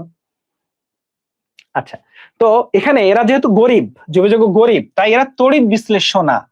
তড়িৎ মানে কি? বিদ্যুৎ। তাহলে এরা তড়িৎ বিশ্লেষ্য না। এখন আসো অজৈব যৌগ, এরা তো বড় লোক। অজৈব যৌগ হচ্ছে বড় লোক, ফলে এরা তড়িৎ বিশ্লেষ্য। দেখো এই যে তড়িৎ বিশ্লেষিত হয়, ঠিক আছে। আর যেহেতু এরা গরিব, ফলে এদের সংখ্যা ৮০ লাখ। আর যেহেতু এরা বড় লোক, তো এদের সংখ্যা এই ৯০,০০০ বা ১ লাখের কম। বলা হয় ১ লাখ বা ৯০,০০০-এর মতো। ১ লাখ বা ৯০,০০০-এর মতো। নিশাত মেহজাবিন একটা ভালো কোশ্চেন করছে যে অ্যালকোহল পানিতে দ্রবণীয় না? হ্যাঁ, দ্রবণীয়। দেখো কিছু ব্যতিক্রম থাকে। আমরা এখানে একটা এভারেজ আলোচনায় যাচ্ছি, এরপরে আমরা যখন ডিপে যাব তখন এই জায়গাগুলো আমরা দেখবো যে কিছু ব্যতিক্রম অবশ্যই আছে। অ্যালকোহল পানিতে দ্রবণীয়, জৈব যৌগ পানিতে দ্রবণীয়, ফলে ব্যতিক্রম অবশ্যই থাকবে এখানে। আচ্ছা, এখন চলে আসো জৈব যৌগকে কয়েকটা সমগোত্রীয় শ্রেণীতে ভাগ করা যায়। মানে গরিবের যত ভাগ, হ্যাঁ, এই তুই রিক্সাওয়ালা, তুই হচ্ছিস দিনমজুর, তুই কি বলা যায়, হ্যাঁ, তুই কৃষক, তুই চাষা ভুষা, গরিবের যত ভাগ। আর বড় লোক, তুমি কেমনে টাকা পয়সা কামাইছো ডাজন্ট ম্যাটার। দুর্নীতি করছো, ব্যবসা করছো, নাকি কিভাবে করছো, হ্যাঁ, চুরি করে টাকা কামাইছো, তুমি বড় লোক মানে বড় লোক। কে সে জিজ্ঞেস করবে না যে ভাই আপনি কি করেন, টাকা আছে মানে ইটস এনাফ। মানে কেমনে টাকা কামাইছেন, রাজনীতি করে না কি করে, এটা কেউ। তাইলে অজৈব যৌগের কোনো ভাগ টাগ নাই, কোনো ভাগে ভাগ করার সুযোগ নাই, কারণ ওরা বড় লোক। আর গরিবের অনেক ভাগ আছে, সমগোত্রীয় শ্রেণীতে বিভক্ত করা হয়। জৈব বিক্রিয়ার কৌশল জটিল ও মন্থর। এখন একজন গরিব, বিক্রিয়া মানে ধরো একটা গরিব বিয়ে করবে, তো বিয়ে করতে গেলেই কিন্তু যত সমস্যা। হ্যাঁ, না তুমি তো গরিব, তোমার সাথে মেয়ে বিয়ে দিব না, তাই না? তোমার কি আছে বলো, কয় টাকা ইনকাম করো, আমার মেয়েরে খাওয়াবা কি? হ্যাঁ, গরিবের মানে বিয়ের যে সমস্যা সেটা জটিল হয়ে যায়, মন্থর হয়ে যায়, প্রেম করলে বিয়ে হইতে চায় না। আর তুমি যদি বড়লোক হও, অজৈব বিক্রিয়ার কৌশল, বড়লোক হইলে বিক্রিয়ার কৌশল মানে বিয়ের ব্যাপারটা খুবই দ্রুত গতি। মানে যদি শুনে যে বড়লোক, তাইলেই হয়েছে। হ্যাঁ, আয়নিক এবং দ্রুত গতি সম্পন্ন। তাহলে এই যে কৌশল, সেটা হচ্ছে আয়নিক এবং দ্রুত গতি সম্পন্ন। আয়নিক এবং দ্রুত গতি সম্পন্ন, বুঝলা? এটা কি বলছি? আয়নিক এবং দ্রুত গতি সম্পন্ন। আচ্ছা, এখন চলে আসো, আমরা যেটা দেখতে চাই সেটা হচ্ছে জৈব যৌগের শ্রেণী বিভাগ। আমরা এখন কি দেখতে চাই ভাইয়া? জৈব যৌগের শ্রেণী বিভাগ। আচ্ছা, এটা খুবই সহজ। জৈব যৌগকে দুইটা ভাগে ভাগ করছে, মুক্ত শিকল আর বদ্ধ শিকল। মানে সোজা বাংলায় বাইন্দা রাখছে আর সাইডা দিছে। হ্যাঁ, তো বাইন্দা রাখলে সাইডা দিলে কেমন হয়? এই যে দেখো, এই যে ছেড়ে দিছে, এখানেও ছাড়া, এদিকেও ছাড়া। আর বাইন্দা রাখা মানে কি? ধরো এরকম, হ্যাঁ, এরকম, এই যে কোনো দিকে ছাড়া না, দেখছো, আটকানো একটা বক্সের মতো। তাহলে বক্স থাকলে সেটা বদ্ধ শিকল বা বলয়ের মতো থাকলে, আর মুক্ত শিকল হইলে এই যে চেইন আছে, মানে হাত পা ছাড়া, মানে এখানে কোনো কিছু যুক্ত হইতে পারবে চাইলে। আর বদ্ধ শিকলে কোনো কিছু যুক্ত হইতে পারবে না। এখন আসো, এখন আমরা যেটা দেখব সেটা হচ্ছে অ্যালিফ্যাটিক জৈব যৌগ। কার্বন শিকলে কার্বন পরমাণুর মধ্যে সিগমা বন্ধন আর পাই বন্ধনের উপস্থিতি অনুসারে। সিগমা বন্ধন মানে কি? সিগমা বন্ধন মানে একটু পরে আমরা দেখব।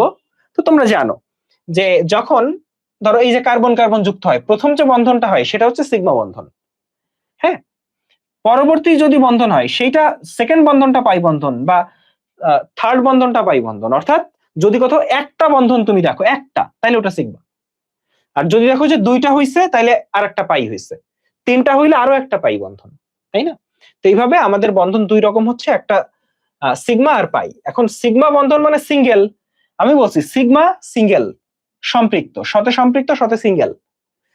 আর পাই বন্ধন অসম্পৃক্ত, মানে সিঙ্গেল না, তাই অসম্পৃক্ত। তাহলে সম্পৃক্ত মানে সিঙ্গেল, দেখো, অসম্পৃক্ত মানে এই যে ডাবল বন্ড, এই যে ট্রিপল বন্ড, তখন এই যে দ্বিবন্ধন বা ত্রিবন্ধন, তখন পাই বন্ধনের হিসাব আসতেছে। এখন আসো, তো এইটা আমরা বুঝতে পারছি অসম্পৃক্ত। আচ্ছা, তাহলে আমরা মুক্ত শিকল দুই রকম পাইলাম, একটা হচ্ছে সম্পৃক্ত আর অসম্পৃক্ত। সিঙ্গেল বন্ড হইতে পারে, ডাবল বন্ড, ট্রিপল বন্ড হইলে অসম্পৃক্ত। এখন আসো বদ্ধ শিকল। বদ্ধ শিকল মানে এই যে দেখো, এই যে মানে একটা বলয়ের ভিতর বদ্ধ, সেটাকে আমরা বদ্ধ শিকল বলতেছি। বদ্ধ শিকল আবার দুই রকম। একটা জিনিস খেয়াল করো, বদ্ধ শিকলের ক্ষেত্রে একটা কার্বোসাইক্লিক আর একটা হেটেরোসাইক্লিক। দেখো, সাইক্লিক মানে চক্র, আর কার্বো মানে কার্বন। এই যে চক্র, ধরো এই চক্রটা, এই চক্রে সবগুলা কি কার্বন না? দেখো, carbon carbon carbon carbon carbon carbon, এই চক্রের সবগুলা কার্বন। তাহলে এটা কি? কার্বোসাইক্লিক। আর হেটারো মানে অন্য কিছু। হেটারো মানে কি? অন্য কিছু। তাহলে এখানে দেখো, ধরো এই জায়গাটা, এখানে দেখো, আরে অক্সিজেন আছে, অন্য কিছু আছে, মানে কার্বনের বাইরে অন্য কিছু থাকলে সেটা হচ্ছে হেটারোসাইক্লিক। তাইলে সাইক্লিক মানে চক্র, আর কার্বো মানে চক্রে শুধু কার্বন, আর হেটেরো মানে অন্য কিছু। যদি কার্বনের বাইরে অন্য মৌল থাকে সেটা হচ্ছে হেটেরোসাইক্লিক। অন্য মৌল থাকলে সেটাকে আমরা কি বলি ভাইয়া? হেটেরোসাইক্লিক। হ্যাঁ, দাগানো বইয়ের পিডিএফ অবশ্যই দিব রে। এখন আসো, অ্যালিসাইক্লিক আছে আর অ্যারোমেটিক আছে। এখানে আমরা পাচ্ছি অ্যালিসাইক্লিক এবং অ্যারোমেটিক। আচ্ছা, অ্যালিসাইক্লিক, অ্যালি শব্দটা কই থেকে আসছে জানো? অ্যালিফ্যাটিক থেকে। অ্যালিফ্যাটিক, ঠিক আছে। আর অ্যারোমেটিক মানে হচ্ছে মানে চাকরি কি। আচ্ছা, তো অ্যালিসাইক্লিক জিনিসটা কি? দেখো, সাইক্লিক মানে এটা চাকরিক, এটা নিয়ে কোনো সমস্যা নাই। কিন্তু এইটার যে বৈশিষ্ট্য সেটা হচ্ছে অ্যালিফ্যাটিক বা মুক্ত শিকল যৌগের মতো। অর্থাৎ দেখতে চাকরিক, মানে হয় না যে অনেকে দেখতে খুবই রুক্ষ সূক্ষ্ম কিন্তু ভিতরে খুব নরম। এরকম তোমরা অনেকেই আছো যে বাইরে থেকে দেখাও যে তুমি খুবই রাফ টাফ, তো ভিতরে তুমি একটা বাচ্চা, তাই না? ওরকম যে ও বাইরে থেকে দেখাচ্ছ চাকরি কিন্তু ভিতরেও আসলে মুক্ত শিকলের মতো। আর এ যে এই অ্যারোমেটিক যারা, তারা বাইরে থেকেও রুক্ষ সূক্ষ্ম, মানে বাইরেও চাকরিক, ভিতরেও বৈশিষ্ট্য চাকরিকের মতোই। আর এ বাইরে থেকে চাকরিক কিন্তু বৈশিষ্ট্য মুক্ত শিকলের মতো, মানে অ্যালিফ্যাটিকের মতো। মানে মুক্ত শিকল মানে অ্যালিফ্যাটিক, আর বদ্ধ শিকলকে বলে অ্যারোমেটিক। ওকে, এখন এখানে হেটেরোসাইক্লিক তো তুমি বুঝতে পারছো না? হেটেরোসাইক্লিক মানে হচ্ছে, দেখো, হেটেরো মানে অন্য কিছু আর সাইক্লিক মানে চক্র। মানে এটা একটা, এখান থেকে দেখি, আসো এখান থেকে দেখলে অনেক বেশি ইজি হবে। দেখো এই ছবিটা, একটু মনোযোগ দাও। এই যে মুক্ত শিকল যৌগকে অ্যালিফ্যাটিক যৌগ বলে। অ্যালিফ্যাটিক যৌগ বলে, ক্লিয়ার? আচ্ছা, তাহলে অ্যালিফ্যাটিক মানে মুক্ত শিকল, এটা সম্পৃক্ত মানে সিঙ্গেল বন্ড, আর অসম্পৃক্ত মানে ডাবল বন্ড বা ট্রিপল বন্ড। শেষ পড়া। এখন আসো, বদ্ধ শিকল দুই রকম, একটা কার্বোসাইক্লিক আর একটা হেটেরোসাইক্লিক। তো সাইক্লিক মানে বদ্ধ শিকল মানে এখানে বলয় থাকবে, আর বলয় মানে হচ্ছে সাইক্লিক। এখন যদি ওই চক্রে কার্বন থাকে তাহলে কার্বোসাইক্লিক, ওই চক্রে অন্য মৌল থাকে তাহলে হেটেরোসাইক্লিক। এখন আসো, তাহলে কার্বোসাইক্লিক মানে ওই চক্রে কার্বন ছাড়া অন্য মৌল থাকবে না, আর হেটেরোসাইক্লিকের চক্রে কার্বন বাইরে অন্য মৌল থাকবে। এখন আসো, এই কার্বোসাইক্লিককে আবার দুইটা ভাগে ভাগ করছে, অ্যালিসাইক্লিক আর অ্যারোমেটিক। দেখো, এও কার্বোসাইক্লিক, এও কার্বোসাইক্লিক, মানে এরও চক্রে শুধু কার্বন আছে, এরও চক্রে শুধু কার্বন আছে, কিন্তু এই অ্যালিসাইক্লিক এর বৈশিষ্ট্যটা মুক্ত শিকলের মতো, আর এই যে অ্যারোমেটিক এর বৈশিষ্ট্যটা বদ্ধ শিকলের মতো। এখন আসো, হেটেরো মানে অন্য কিছু। দেখো এখানে অন্য মৌল আছে, এখানেও দেখো অন্য মৌল আছে, এখানে একটু দেখা যাচ্ছে না, এখানেও দেখবে যে অন্য মৌল আছে। তাহলে অন্য মৌল থাকলে নামের সাথে হেটেরো আসতেছে। আর অ্যালি মানে হচ্ছে চক্রটার বৈশিষ্ট্য অ্যালিফ্যাটিক যৌগের মতো, আর অ্যারো মানে হচ্ছে চক্রটার বৈশিষ্ট্য অ্যারোমেটিক যৌগের মতো। ক্লিয়ার? এখন এত কিছু, এর কিছু মেডিকেল ভর্তি পরীক্ষা আসবে না, যে এত কিছু বুঝলাম এটা বোঝার জন্য। পরীক্ষায় খালি দুইটা জিনিস আসবে, একটা হচ্ছে হেটেরো অ্যালিসাইক্লিক যৌগের এক্সাম্পল, হেটেরো অ্যারোমেটিক যৌগের এক্সাম্পল। এর বাইরে আর কিচ্ছু মেডিকেল ভর্তি পরীক্ষায় আসবে না। তাহলে হেটেরো অ্যালিসাইক্লিক একটাই, এই যৌগটার সংকেতটা একটু খেয়াল করবা, ইথিলিন অক্সাইড বা ইপক্সি ইথেন। আর হেটেরো অ্যারোমেটিক চারটা যৌগের নাম মনে রাখতে হয়। হেটেরো অ্যারোমেটিক চারটা মনে রাখতে হয়। কয়টা ভাইয়া? চারটা। দেখো, হেটেরো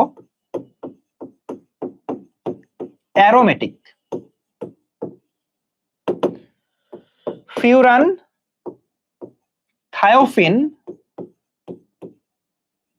পিরিডিন, পাইরল। Pyridine pyrrole. তাহলে হেটেরো অ্যারোমেটিক চারটা, ফিউরান, থায়োফিন, পিরিডিন, পাইরোল। এটা এফটিপি দিয়ে মনে রাখা যায়, এফটিপি। এই যে এফটিপি সার্ভারের নাম শুনছো তোমরা। ফিউরান টিতে হচ্ছে থায়োফিন আর পিতে পিরিডিন আর পাইরোল, এগুলা হেটেরো অ্যারোমেটিক। তাহলে আমাকে সবাই কমেন্টে লিখো তো হেটেরো অ্যালিফ্যাটিকটা কি, হেটেরো অ্যালিফ্যাটিক যে তার নাম কি? সবাই একটু কমেন্টে লিখো হেটেরো অ্যালিফ্যাটিক যে তার নাম কে, হেটেরো অ্যালিফ্যাটিক যে তার নাম কি? ঠিক আছে, ওকে। এখন আসো এই জায়গায়, না আজকের ক্লাসটা আরো অর্গানাইজড হইতো কারণ আমি সবকিছু লিখে নিয়ে আসছিলাম, হ্যাঁ, তাইলে মানে ক্লাসটা একটু তাড়াতাড়িও হইতো। দুর্ভাগ্যজনকভাবে আমাকে সব লিখতে হচ্ছে এখন, কারণ আমার সবকিছু ডিলিট হয়ে গেছে। মানে আজকে আমি একসময় মনে হচ্ছিল যে আজকে ক্লাসে নিতে পারবো না, কিন্তু অবশ্যই আমরা যে ক্লাসটা নিতে পারতেছি এটাই সবচেয়ে চমৎকার ব্যাপার। ঠিক আছে, আচ্ছা এখন এই জায়গায় চলে আসো।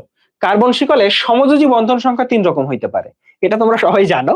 দেখো ভাইয়া, এই যে একটা হচ্ছে carbon carbon single bond, single bond, double bond আর ট্রিপল বন্ড। তো সিঙ্গেল বন্ড থাকলে এই যে এইটা, এই যে ডাবল বন্ড। আচ্ছা, সিঙ্গেল বন্ড থাকলে ওটা সিগমা বন্ধন, আর দুইটা বন্ড থাকলে একটা সিগমা একটা পাই, আর তিনটা বন্ড থাকলে একটা সিগমা দুইটা পাই। এবং তোমরা জানো এটা হচ্ছে অ্যাসিটিলিন, এটা ইথিন, আর এটা হচ্ছে ইথেন, এটা আমরা জানি। আচ্ছা আচ্ছা, এইটা সবাই কমেন্ট করো। এমসিকিউ 2.3, কোনটি বিষমচাক্রিক অ্যারোমেটিক যৌগ? সবাই কমেন্টে লিখো কোনটি বিষমচাক্রিক অ্যারোমেটিক যৌগ, সবাই কমেন্টে লিখো, অ্যান্সারটা করো। আচ্ছা, সমযোজী বন্ধন দুই রকম, একটা হচ্ছে সিগমা বন্ধন আর একটা পাই বন্ধন। কি বলছি? সমযোজী বন্ধন দুই রকম, একটা সিগমা আর একটা পাই, এবং এটা ব্যাখ্যার জন্য দুইটা মতবাদ আছে। একটা হচ্ছে সমযোজী বন্ধনের ইলেকট্রনীয় তত্ত্ব, আর একটা হচ্ছে আধুনিক অরবিটাল অধিক্রমণ তত্ত্ব। তো দেখো এটা খুব সুন্দর, ইলেকট্রনীয় তত্ত্ব এটা দিচ্ছে লুইস। দেখো লুইসের ই দিয়ে হচ্ছে ইলেকট্রনীয় তত্ত্ব, পারবো না? লুইস দিছে হচ্ছে ইলেকট্রনীয় তত্ত্ব, লুইসের ই দিয়ে ইলেকট্রনীয়। তো এখানে আসলে কি হয়, খুব সিম্পল। ইলেকট্রনীয় তত্ত্বের ক্ষেত্রে তোমরা জানো যে সমযোজী বন্ধন যাদের মধ্যে হয় তারা ইলেকট্রন শেয়ার করে। কি বলছি? সমযোজী বন্ধন যাদের মধ্যে হয় তারা ইলেকট্রন শেয়ার করে, এইটাই মোটামুটি এখানে বোঝানো হয়েছে যে ইলেকট্রন শেয়ার করে তারা, এই যে যখন ইলেকট্রন শেয়ার করে তাদেরকে বন্ধন ইলেকট্রন জোড় বলে। ইলেকট্রন শেয়ার করলে তাদেরকে বন্ধন ইলেকট্রন জোড় বলে। ইলেকট্রন জোড় কিন্তু দুই রকম, কি কি জানো? একটা হচ্ছে মুক্ত জোড় আর একটা হচ্ছে বন্ধন। তাহলে একটা বন্ধন জোড় আর একটা মুক্ত জোড়। তো সমযোজী বন্ধনে যখন ইলেকট্রন শেয়ার করে এটাকে ইলেকট্রনীয় তত্ত্ব বলে, এটাকে লুইস এই তত্ত্বটা দিছে। আচ্ছা এখন চলে আসো, আমরা আরো যে জায়গাটা দেখতে চাই সেটা হচ্ছে সব যৌগে কার্বন চতুর্যোজী অবস্থায়, মানে সহজ ভাষায় কার্বনের হাত চারটা। সব সময় মনে রাখতে হবে কার্বনের হাত চারটা, কার্বনের যোজনী 4, অর্থাৎ কার্বন 4 জনের সাথে যুক্ত হইতে পারে, অর্থাৎ কার্বন 4টা বিয়ে করতে পারে। কয়টা বিয়ে? 4টা। তাহলে কার্বন কয়টা বিয়ে করছে? 4টা বিয়ে করছে। এখন আসো আমরা চমৎকার একটা জায়গা দেখতে চাই, সেটা হচ্ছে কার বন্ধন কতটা, অর্থাৎ একটা যৌগে কয়টা সিগমা বন্ধন আছে। দেখো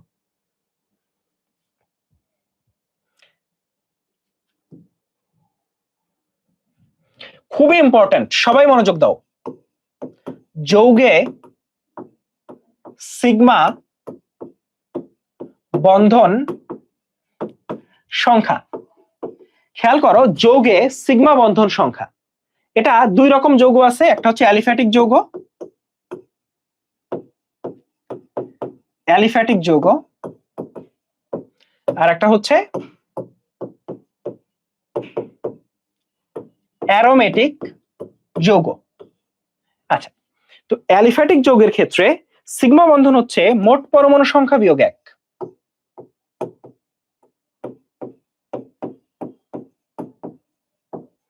মোট পরমাণু সংখ্যা বিয়োগ 1টা।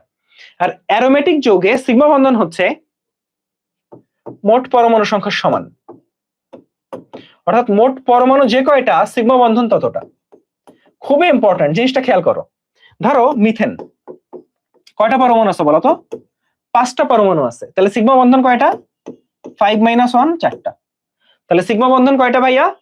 5 - 1 4টা। এখন আসো অ্যারোমেটিক যৌগ, এখানে মোট পরমাণু কয়টা বলো তো? ধরো বেনজিন C6H6, মোট পরমাণু কয়টা? 12টা।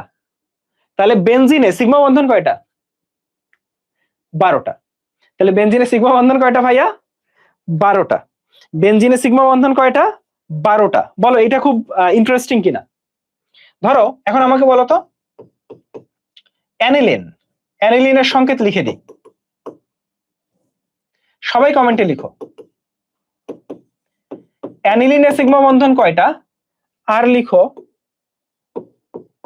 ইথানলের সিগমা বন্ধন কয়টা। অ্যানিলিনের সিগমা বন্ধন কয়টা? এটা নাম অ্যানিলিন। হ্যাঁ, মানে বেনজিনের সাথে একটা NH2 যুক্ত হইলে এটাকে বলে অ্যানিলিন, আর এটা হচ্ছে ইথানল, এটা হচ্ছে মদ। হ্যাঁ, এইটাই সিগমা বন্ধন কয়টা? তাহলে অ্যানিলিনের সিগমা বন্ধন কয়টা, আর হচ্ছে ইথানলের সিগমা বন্ধন কয়টা? সবাই কমেন্ট করো, আমি সবার কমেন্ট দেখতে চাচ্ছি।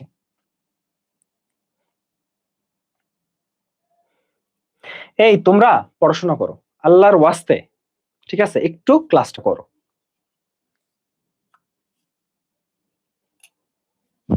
লিখবো এখানে, তো আমি এটা মুছে দিচ্ছি।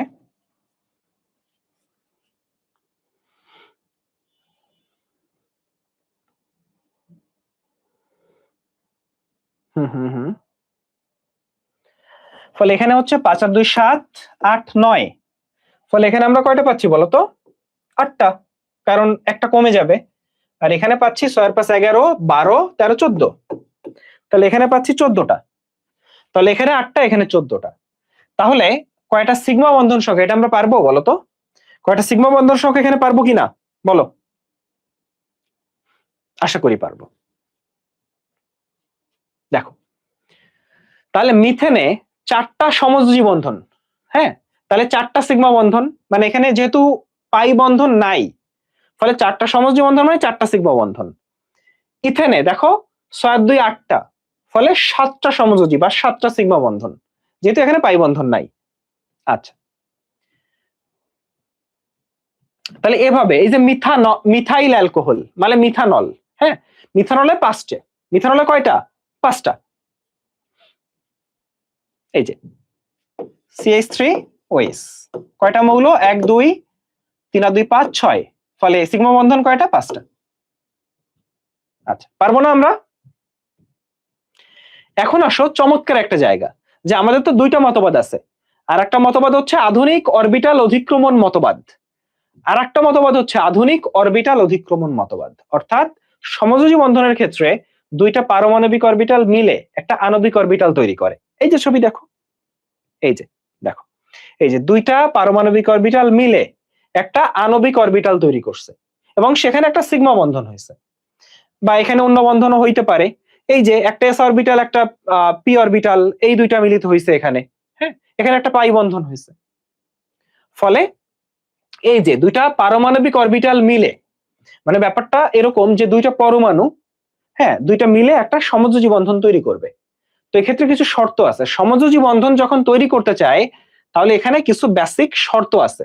শর্তগুলা হচ্ছে উভয় পরমাণুর অরবিটাল অর্ধপূর্ণ হইতে হবে। মানে ব্যাপারটা এমন যে বিয়ে যদি হইতে হয়, তাহলে ছেলে এবং মেয়ে দুইজনকে সিঙ্গেল থাকতে হবে, তাই না? যে দুইজনই বিয়ে করছে এখন, তাইলে তো এটা হইল না। তাহলে দুইজনকে অর্ধপূর্ণ হইতে হবে। 2 নাম্বার, দুইজনেরই শক্তি অনুরূপ হইতে হবে। মানে যাদের বিয়ে হবে তাদের মোটামুটি সামাজিক স্ট্যাটাস একই রকম হইলে ভালো হয়। সামাজিক স্ট্যাটাসে যদি অনেক বেশি গ্যাপ থাকে, যে ছেলে, এটা শুধুমাত্র সিনেমাতেই সম্ভব, যদি বাস্তবে এটা হয় সেটা খুব ভালো এক্সাম্পল হয় না। যে হয় না যে মেয়ে অনেক বড় লোক, ছেলে গরিব, বিয়ে হয়েছে, সাধারণত দেখা যায় যে পরবর্তীতে সমস্যা তৈরি হয়। আচ্ছা, এই জন্য শক্তি অনুরূপ হইতে হবে। 3 নাম্বার হচ্ছে সঠিক অক্ষ বরাবর অধিক্রমণ হইতে হবে। বুঝছো? মানে ধরো প্রেম হইতে গেলে তো সামনাসামনি ধাক্কা লাগে, দেখছো না? মানে সিনেমাতে, বাংলা সিনেমাতে যখন প্রেম হয়, ছেলে এবং মেয়ের ধাক্কাটা সামনাসামনি লাগে, তাই না? তাইলেই প্রেমটা হয়। ধাক্কা যদি এরকম পাশ দিয়ে লাগে, এরকম এরকম, তাইলে তো আসলে হইলো না, তাইলে তো প্রেম হবে না, প্রেম জমবে না। তো এই জন্য সঠিক অক্ষ বরাবর অধিক্রমণটা হওয়াটা দরকার। আচ্ছা, 2 নম্বর হচ্ছে ঘূর্ণন বিপরীতমুখী হইতে হবে। মানে একজন ঘড়ির কাঁটার দিকে ঘুরলে আরেকজনের ঘড়ির কাঁটার বিপরীত দিকে ঘুরতে হবে, মানে সহজ ভাষায় একজন ছেলে হইলে আরেকজনের মেয়ে হইতে হবে, কারণ বাংলাদেশে ছেলে মেয়ের বিয়ে বৈধ, অন্য কোনো বিয়ে বৈধ না। তাইলে ঘূর্ণন বিপরীতমুখী, সঠিক অক্ষ বরাবর অধিক্রমণ, শক্তি অনুরূপ এবং উভয় পরমাণুর অরবিটাল অর্ধপূর্ণ হইতে হবে। কি হইতে হবে ভাইয়া? অর্ধপূর্ণ হইতে হবে। এখন আসো, খুবই সুন্দর একটা জিনিস আমরা দেখলাম। আচ্ছা, তাহলে সিগমা আর পাই বন্ধনের একটা বেসিক পার্থক্য আছে। কি বললাম ভাইয়া? সিগমা বন্ধন এবং এই যে পাই বন্ধন আমরা পড়তেছি, এদের মধ্যে একটা বেসিক পার্থক্য আছে। সেই বেসিক পার্থক্যটা আমরা ছোট্ট করে এখন একটু দেখব, এবং এই বেসিক পার্থক্যটা দেখলে অনেক কিছুই আমাদের জন্য মোটামুটি ইজি হয়ে যাবে। আসো, আচ্ছা, একটা পার্থক্য এখানেই আছে, আমরা এখান থেকে দেখি। আসো, এই যে সিগমা বন্ধন দেখবা একই সরল রেখায় থাকে, কিন্তু পাই বন্ধনে তুমি একটু আগে দেখছো এইগুলা, হ্যাঁ, এই যে দেখো সিগমা বন্ধন, দেখো এই যে সিগমা, একটা সিগমা মানে দুইটা এস অরবিটাল গুলা হয় গোল। কারণ গোল দুইটা জিনিস যদি একটার সাথে মিলে, তো যে কোনো জায়গায় মিললে ওটা সামনাসামনি মনে হয়, তাই না? এটা বলই তো। কিন্তু এখানে তা হয় না। এই যে এস অরবিটাল পি অরবিটাল যখন মিলিত হচ্ছে, কারণ এস অরবিট পি অরবিটাল দেখো ডাম্বেলের মতো, আর এস অরবিটাল হচ্ছে তোমার একটা গোলকের মতো। আচ্ছা, ফলে সিগমা বন্ধনে অরবিটাল দুইটা সিগমা মানে অরবিটাল একই সরল রেখায় থাকে, কিন্তু পাই বন্ধনে অরবিটাল সমান্তরাল অবস্থায় থাকে। আচ্ছা, তাহলে অরবিটালে সর্বোচ্চ অধিক্রমণ হয়, আর সকল একক বন্ধন হচ্ছে সিগমা বন্ধন। অর্থাৎ একক মানে কি? সিঙ্গেল। এটা হচ্ছে সিঙ্গেল। তাহলে দেখো সিগমা বন্ধনের দন্তীয় স দিয়ে তুমি অনেকগুলা পাচ্ছ। শতে একই সরল রেখায়, শতে সর্বোচ্চ অভিলেপন, শতে সিঙ্গেল, এবং সিগমা বন্ধনযুক্ত পরমাণুদ্বয় অক্ষ বরাবর ঘুরতে পারে। এরা ঘুরতে পারে, আর এখানে এটা ঘুরতে পারে না, কারণ পাশাপাশি লেগে যায়। পাশাপাশি লাগলে এটা ঘোরা সম্ভব হয় না, যদি সমান্তরাল ইয়া হয়। এখন আসো, কোন অরবিটালে সিগমা বন্ধন হয়, কোন অরবিটালে পাই বন্ধন হয়, এটা সবচেয়ে বেশি ইম্পর্টেন্ট। দেখো, তার আগে আমাদের একটু অরবিটাল বুঝতে হবে। অরবিটাল দুই রকম, একটা হচ্ছে বিশুদ্ধ অরবিটাল, আর একটা হচ্ছে, দেখো, একটা বিশুদ্ধ অরবিটাল আর একটা অরবিটাল হচ্ছে সংকর অরবিটাল।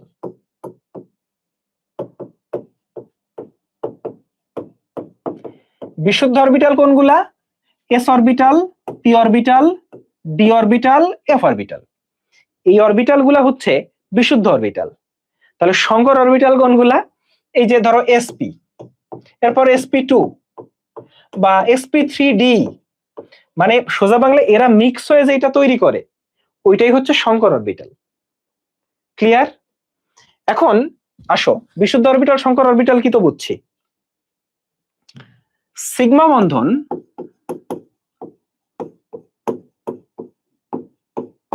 এইটা হয় সব অরবিটালে। সিগমা বন্ধন হয় সব অরবিটালে। সব অরবিটাল মানে কি? বিশুদ্ধ অরবিটাল, সংকর অরবিটাল সব জায়গায় সিগমা বন্ধন হয়, তো পাই বন্ধন হয়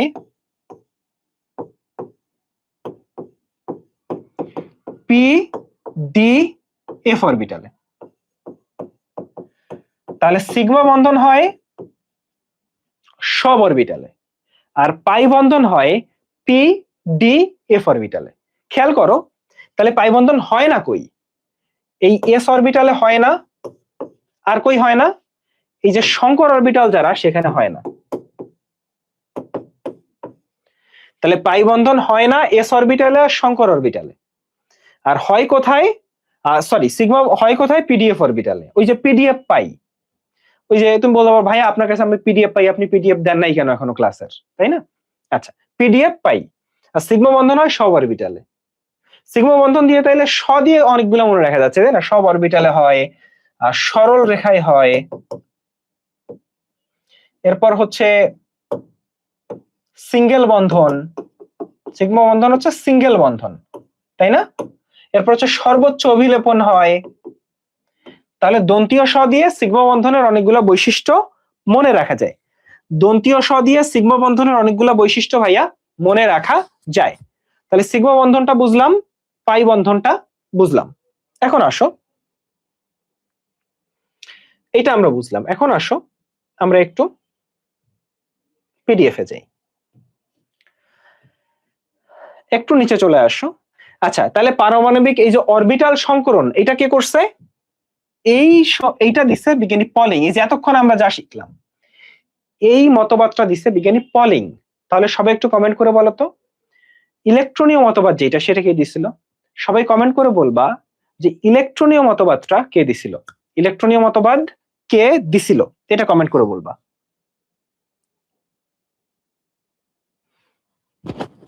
এখন আসো, এখানে এগুলা আমরা একটু পরে এখান থেকে দেখব। আচ্ছা, এই যে আলোচনা না, এই আলোচনাটা হচ্ছে মানে বেসিক যে আলোচনাটা, এটা 3 নাম্বার অধ্যায়ের আলোচনা, অর্থাৎ ফার্স্ট পার্টের 3 নাম্বার অধ্যায়ের ছোট্ট করে আলোচনা, এবং এগুলা মেডিকেলের জন্য ইম্পর্টেন্ট না। আসো ইম্পর্টেন্ট কি সেটা বলি। এই চার্ট ইম্পর্টেন্ট, সবাই 3 স্টার দাও এই চার্টটাতে, এই চার্টটাতে সবাই 3 স্টার দাও। খুবই খুবই ইম্পর্টেন্ট একটা চার্ট, খেয়াল করো এই চার্ট খুবই ইম্পর্টেন্ট। চলে আসো, ফার্স্ট অফ অল CH3 অর্থাৎ এইটা কেমন, ধরো একটা মিথেন আছে তোমার কাছে, সেখানে একটা হাইড্রোজেনকে তুমি সরাই নিলা, ওই হাইড্রোজেনের বদলে আরেকটা CH3 বসাইলা, তখন এটা হয় CH3 এখানে একটা কি, একটা সিঙ্গেল বন্ড আছে।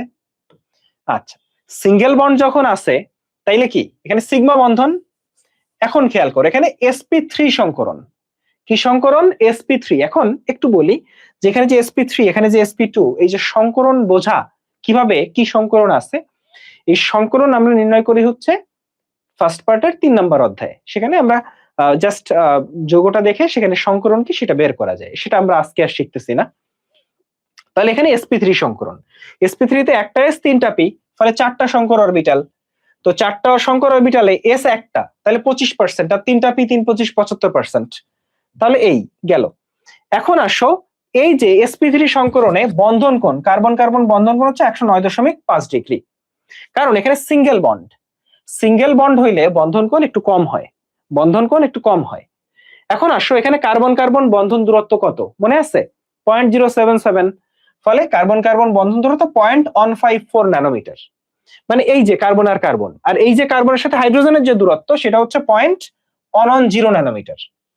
আর sp3 সংকরণ হলে জ্যামিতিক গঠন চতুস্তলকীয় হয়, sp3 সংকরণ হলে জ্যামিতিক গঠনটা হয় চতুস্তলকীয়। আবারও বলি, sp3 সংকরণ হলে জ্যামিতিক গঠনটা হয় চতুস্তলকীয়। এরপর আসো ইথিনে হচ্ছে ডাবল বন্ড, এবং এখানে sp2 সংকরণ, তাহলে একটা s 2টা p, 3টা সংকর অরবিটাল, 3টা অরবিটাল হইলে হয় হচ্ছে ট্রাইগোনাল। দেখো ট্রাই মানে হচ্ছে 3, ট্রাইগোনাল। এখন আসো, তাহলে একটা s 2টা p, তাহলে 3টাতে হচ্ছে একটা s এ 33%, আর 2টা p তে 33 63 63%, মোট 100%। আচ্ছা, এখন আসো, যেহেতু ডাবল মানে পাই বন্ধন আছে, মানে বন্ধনটা এখানে 2টা, ফলে বন্ধনটা আরেকটু শক্তিশালী, এবং এখানে 120 ডিগ্রি বন্ধন কোণ হয় 120 ডিগ্রি। এবং এখানে খেয়াল করো কার্বন কার্বন বন্ধন দূরত্ব কমে আসছে, এখানে ছিল 0.154, এখানে 0.134। কেন কমে আসছে? কারণ ওই যে 2টা, ফলে স্ট্রং বেশি, ফলে কাছাকাছি চলে আসছে, তাই না? মানে একটা রশি দিয়ে যদি বাঁধা হয়, তার থেকে 2টা রশি দিয়ে বাঁধলে কাছাকাছি আসবে না, এরকম। আর এখানে কার্বন হাইড্রোজেনও হচ্ছে 0.109, এখানে ছিল 0.110, এখানে হচ্ছে 0.109। কার্বন হাইড্রোজেনের যে বন্ধন দূরত্ব সেটা হচ্ছে ভাই 0.109। এখন আসো ইথাইন, এটাকে অ্যাসিটিলিনও বলে, এখানে 3টা ট্রিপল বন্ড, ফলে এখানে একটা s একটা p, 2টা, ফলে 2টা সংকর অরবিটাল, ফলে s এর বৈশিষ্ট্য 50%, এবং 2টা হইলে 2টা পয়েন্ট যোগ করলে কি হয়, এটা সরল রেখা হয়, ফলে জ্যামিতিক গঠনটা হচ্ছে সরল রৈখিক। এখন আসো, এবং তুমি জানো যে এরকম সরল রেখার ক্ষেত্রে বন্ধন কোণ এখানেও 180 ডিগ্রি, এখানেও 180 ডিগ্রি, ফলে বন্ধন কোণ কত ডিগ্রি? 180 ডিগ্রি। এখন কার্বন কার্বন ট্রিপল বন্ডের ক্ষেত্রে আরো কাছাকাছি চলে আসছে, ফলে বন্ধন দূরত্ব আরো কমে গেছে 0.120 ন্যানোমিটার, এবং এখানে আরো কমে গেছে কার্বন হাইড্রোজেন 0.106 ন্যানোমিটার। আমি যেভাবে পড়তাম 154 134 120, আর এখানে 110 109 106।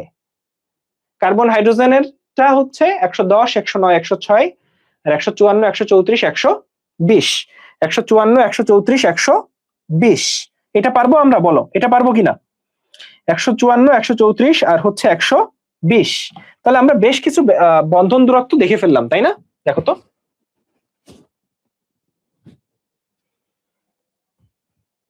এই যে দেখো তাহলে carbon carbon single bond 0.154 nanometre. Carbon carbon double bond 0.134 nanometre. Carbon carbon triple bond 0.120 nanometre. পারবো না? আচ্ছা, আরো কিছু বন্ধন দূরত্ব আমরা দেখতে পারি। এই যে ধরো নাইট্রোজেন নাইট্রোজেন ট্রিপল বন্ড, এটা কত জানো? নাইট্রোজেন নাইট্রোজেন ট্রিপল বন্ড হচ্ছে 0.109 ন্যানোমিটার। 0.109 nanometre, 0.109 nanometre. যদি বলি বেনজিন,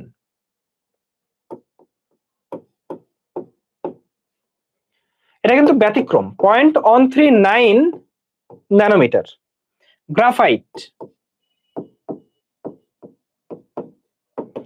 0.142 ন্যানোমিটার। তাহলে এই বন্ধন দূরত্বগুলো আমাদের জানতে হবে।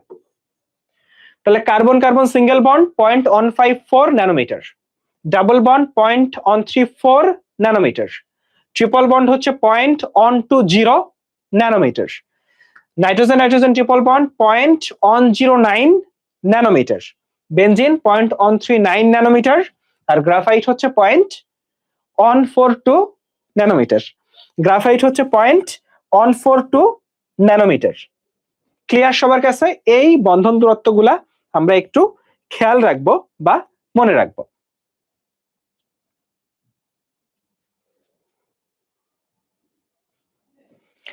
এখন আসুন আমরা একটু সমগোত্রীয় শ্রেণী দেখব। সমগোত্রীয় মানে বুঝো তো, ওই যে বংশ আছে না, চৌধুরী, চৌধুরী সাহেব, চৌধুরী বংশের যারা, তারপর হচ্ছে আমার বংশের নাম হচ্ছে ফকির বংশ, বুঝছো? আমি ছোটকালে ভাবতাম যে ফকিররা মনে হয় খুব গরিব হয়, ভিক্ষা টিক্ষা করে। তো পরে জানতে পারলাম যে ফকিররা হচ্ছে একটু ওই যে পীর দরবেশ টাইপের আর কি। তো যাই হোক, এখানে কার বংশ কি সেটা কমেন্টে জানাইতে পারো যে কার বংশ কোনটা। তো আমরা এখানে সমগোত্রীয় শ্রেণী দেখব। তো সমগোত্রীয় শ্রেণী, আচ্ছা, তো তোমাকে যদি সংক্ষেপে একটু দেখাই, ধরো কোন সমগোত্রীয় শ্রেণী দেখা যায়। এখানে এই যে এখানে অনেক সমগোত্রীয় শ্রেণী আছে।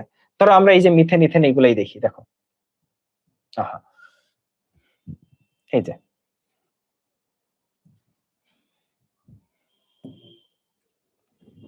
ধরো এই যে মিথেন, তাই না? এটা হচ্ছে 1 নাম্বার। আচ্ছা, এই 1 নাম্বারের সাথে একটা CH2 যোগ করো তো, তাহলে কি হচ্ছে? C2H6, এটা হচ্ছে 2 নাম্বারটা। আচ্ছা, 2 নাম্বারের সাথে C2H6 এর সাথে আরেকটা CH2 যোগ করো তো, কি হচ্ছে? C3H8, এটা হচ্ছে 3 নাম্বারটা। আচ্ছা, 3 নাম্বারের সাথে C3H8 এর সাথে আরেকটা CH2 যোগ করো তো, কি হচ্ছে?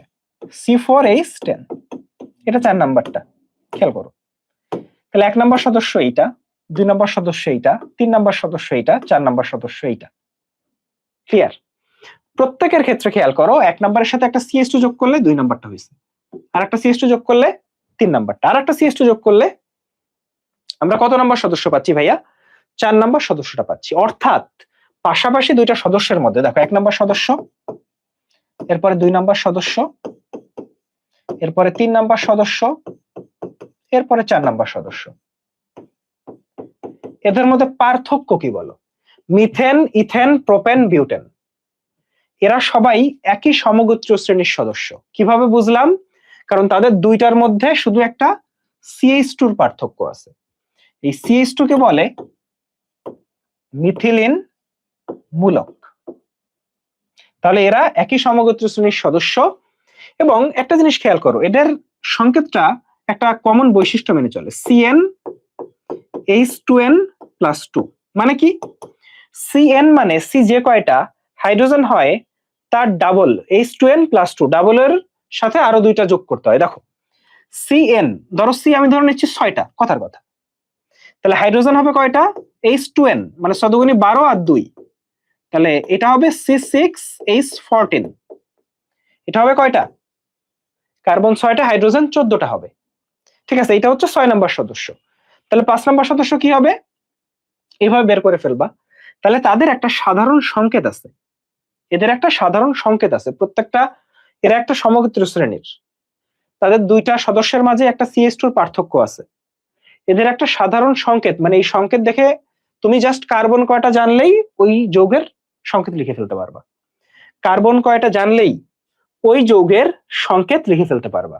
আরো ব্যাপার আছে, এদের যে ধর্ম, এদের রাসায়নিক ধর্মে একটা সাদৃশ্য দেখা যায়। ধরো গলনাঙ্কের ক্ষেত্রে বা স্ফুটনাঙ্কের ক্ষেত্রে, মানে এদের ভৌত ধর্মে ভৌত ধর্মে সাদৃশ্য দেখা যায়, যে গলনাঙ্ক বা স্ফুটনাঙ্ক এটা গ্রাজুয়ালি বাড়ে বা কমে, গলনাঙ্ক স্ফুটনাঙ্ক গ্রাজুয়ালি বাড়ে বা কমে।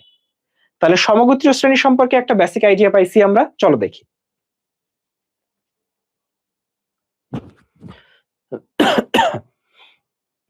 আচ্ছা, তাহলে সমগোত্রীয় শ্রেণীর ক্ষেত্রে একটা সাধারণ সংকেত আছে, সাধারণ সংকেত।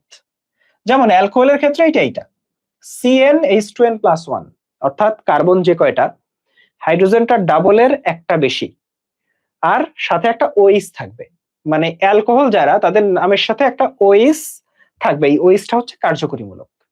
আচ্ছা, এরপর আসো, দুইটা সমগোত্রের মধ্যে মিথিলিন মূলকের একটা বা CH2 একটা পার্থক্য থাকবে, অর্থাৎ পরের সদস্য যেতে গেলে একটা CH2 যোগ করবা, আগের সদস্য আসতে গেলে একটা CH2 বিয়োগ করবা। এরপরে আসো, একটা নির্দিষ্ট কার্যকরীমূলক থাকবে। তাহলে পাশাপাশি দুইটার মধ্যে, প্রত্যেকটা সমগোত্রীয় শ্রেণীর একটা কার্যকরীমূলক, যেমন অ্যালকোহল যদি হয় তাদের একটা OH থাকবে। প্রত্যেকটা সমগোত্রীয় শ্রেণীর কয়েকটা সাধারণ প্রস্তুত প্রণালী আছে, মানে হচ্ছে একই সমগোত্রীয় শ্রেণীর যারা আছে, ধরো মিথেন, ইথেন, প্রোপেন, বিউটেন, এদেরকে যদি তৈরি করতে চাও তুমি অনেকগুলো ওয়েতে তৈরি করতে পারবা। মানে ধরো মানে বিভিন্ন যৌগ থেকে বিভিন্ন প্রসেসে তৈরি করতে পারবা, মানে প্রস্তুত প্রণালী একটা না, কয়েকটা। এবং ওই প্রস্তুত প্রণালী দিয়ে তুমি ওই সমগোত্রীয় শ্রেণীর যে কোনোটা তৈরি করতে পারবা। এদের মধ্যে রাসায়নিক ধর্মে সাদৃশ্য থাকে। তাহলে এখানে তুমি যেটা দেখতেছো, এই যে গলনাঙ্ক, স্ফুটনাঙ্ক, ঘনত্ব, এই যে ধর্মগুলা, এই ধর্মগুলা মানে মিল আছে। যেমন মিথানল 65 ডিগ্রি স্ফুটনাঙ্ক, ইথানল 78 ডিগ্রি। এরপর যদি তুমি প্রোপানল আসো আরো একটু বেশি, মানে এভাবে বাড়তেছে। তাহলে মিথানল 65, ইথানল 78। এখানে মিথানলের স্ফুটনাঙ্ক 65 আর ইথানলের 78, এই দুইটাই তোমাকে জানতে হবে, এই দুইটা স্ফুটনাঙ্কই তোমাকে জানতে হবে। ক্লিয়ার? বোঝা গেছে? আচ্ছা, এখন আসো, আচ্ছা এই যে সমগোত্রীয় শ্রেণী, এখান থেকে এইচএসসি তে কোশ্চেন আসে। এই যে সমগোত্রীয় শ্রেণী, এই যে সাধারণ সংকেত এবং সমগোত্রীয় শ্রেণীর সদস্য বা হোমোলগ, এটা কিভাবে প্রশ্ন আসতে পারে সেটা একটু দেখো। একই সমগোত্রীয় শ্রেণীর সদস্য নয় কোনটি? এখন কিভাবে সদস্য বোঝা যাবে? ধরো একই সমগোত্রীয় শ্রেণীর যারা, তাদের সাথে CH2 পার্থক্য থাকবে, মানে এদের সাথে CH2 যোগ করতে হবে বা বিয়োগ করলে ওই একই সমগোত্রীয় শ্রেণীর মিলবে। যেমন ধরো এখানে এই যে C2H2, এখানে একটা CH2 যোগ করো C3H4, আর একটা CH2 যোগ করো C4H6, মানে একই সমগোত্র। যেমন এদের কার্যকরীমূলক CHO CHO, কার্যকরীমূলক OH OH OH, ঠিক আছে, কার্যকরীমূলক COOH COOH। এবং এই যে COOH হচ্ছে কার্বক্সিলিক অ্যাসিড, তাদের একটা সাধারণ সংকেত আছে, যে কার্বন যে কয়টা, হাইড্রোজেনটার ডাবলের একটা বেশি আর সাথে একটা COOH। যেমন অ্যালডিহাইড, কার্বন যে কয়টা, হাইড্রোজেন ডাবলের একটা বেশি সাথে একটা CHO। অ্যালকেনের ক্ষেত্রে কার্বন যে কয়টা, হাইড্রোজেন তার ডাবলের দুইটা বেশি। অ্যালকিনের ক্ষেত্রে কার্বন যে কয়টা, হাইড্রোজেন ঠিক তার ডাবল। অ্যালকাইনের ক্ষেত্রে কার্বন যে কয়টা, হাইড্রোজেন তার ডাবলের দুইটা কম, হাইড্রোজেন তার ডাবলের দুইটা কম। ক্লিয়ার? আচ্ছা, এখন আসো, আমরা খুব সুন্দর একটা জায়গায় যাব, সেটা হচ্ছে কার্যকরী মূলক। কার্যকরী মূলকটা তোমরা অলরেডি বুঝছো, যে এই যে দেখো, অ্যালকোহলে OH, অ্যালডিহাইডে CHO, কার্বক্সিলিক অ্যাসিডে COOH, অ্যামিনে NH2, এরা হচ্ছে কার্যকরী মূলক। এবং এই কার্যকরী মূলকের উপরই নির্ভর করে যে এই অ্যামিনগুলোর বৈশিষ্ট্য কি হবে, এই অ্যাসিডের বৈশিষ্ট্য কি হবে, এই অ্যালডিহাইডের বৈশিষ্ট্য কি হবে। এটা কিসের উপর নির্ভর করে? এই কার্যকরী মূলকের উপর। এই কার্যকরী মূলকের উপর সবকিছু নির্ভর করে। এখন একটু চলে আসো, কার্যকরী মূলকের ক্ষেত্রে কার্যকরী মূলকই কোন সমগোত্রীয় শ্রেণীর সকল বিক্রিয়া নিয়ন্ত্রণ করে। কি বলছি? সমগোত্রীয় শ্রেণীর সকল বিক্রিয়া নিয়ন্ত্রণ করে। এখন চলো আমরা একটু দেখি। আচ্ছা, একটা মিনিট।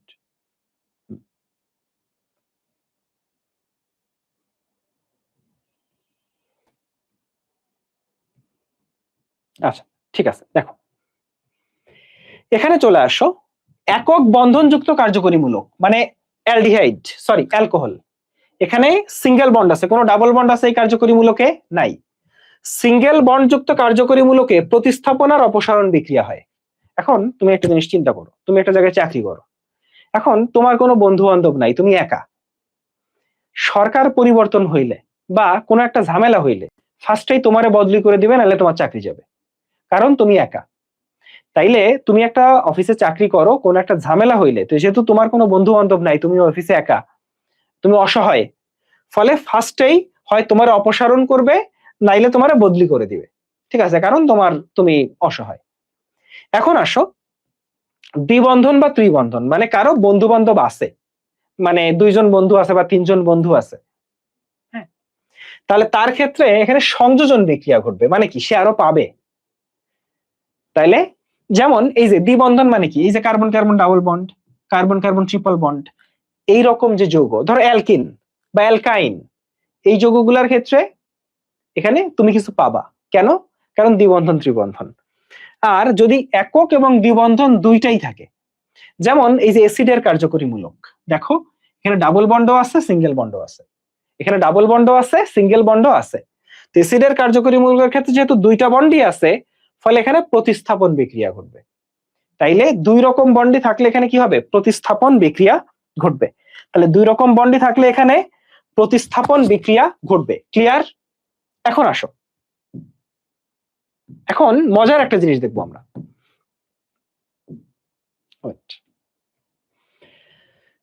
এই যে কার্যকরীমূলক, ভাইয়া বিশ্বাস করো, তোমাকে এই যে কার্যকরীমূলক না, এটা মাস্ট জানতে হবে। এবং এই কার্যকরীমূলক গুলা, আচ্ছা আমি একটু দেখি যে ইউটিউবে ক্লাস ঠিকঠাক করা যাচ্ছে কিনা।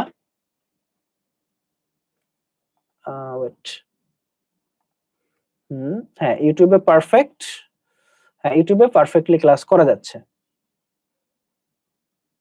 আচ্ছা আজকে ইউটিউবের কমেন্ট গুলো আমি পড়তে পারি নাই, কিন্তু আগামীকাল কিন্তু আমি ইউটিউবের কমেন্ট গুলা পড়বো, ঠিক আছে?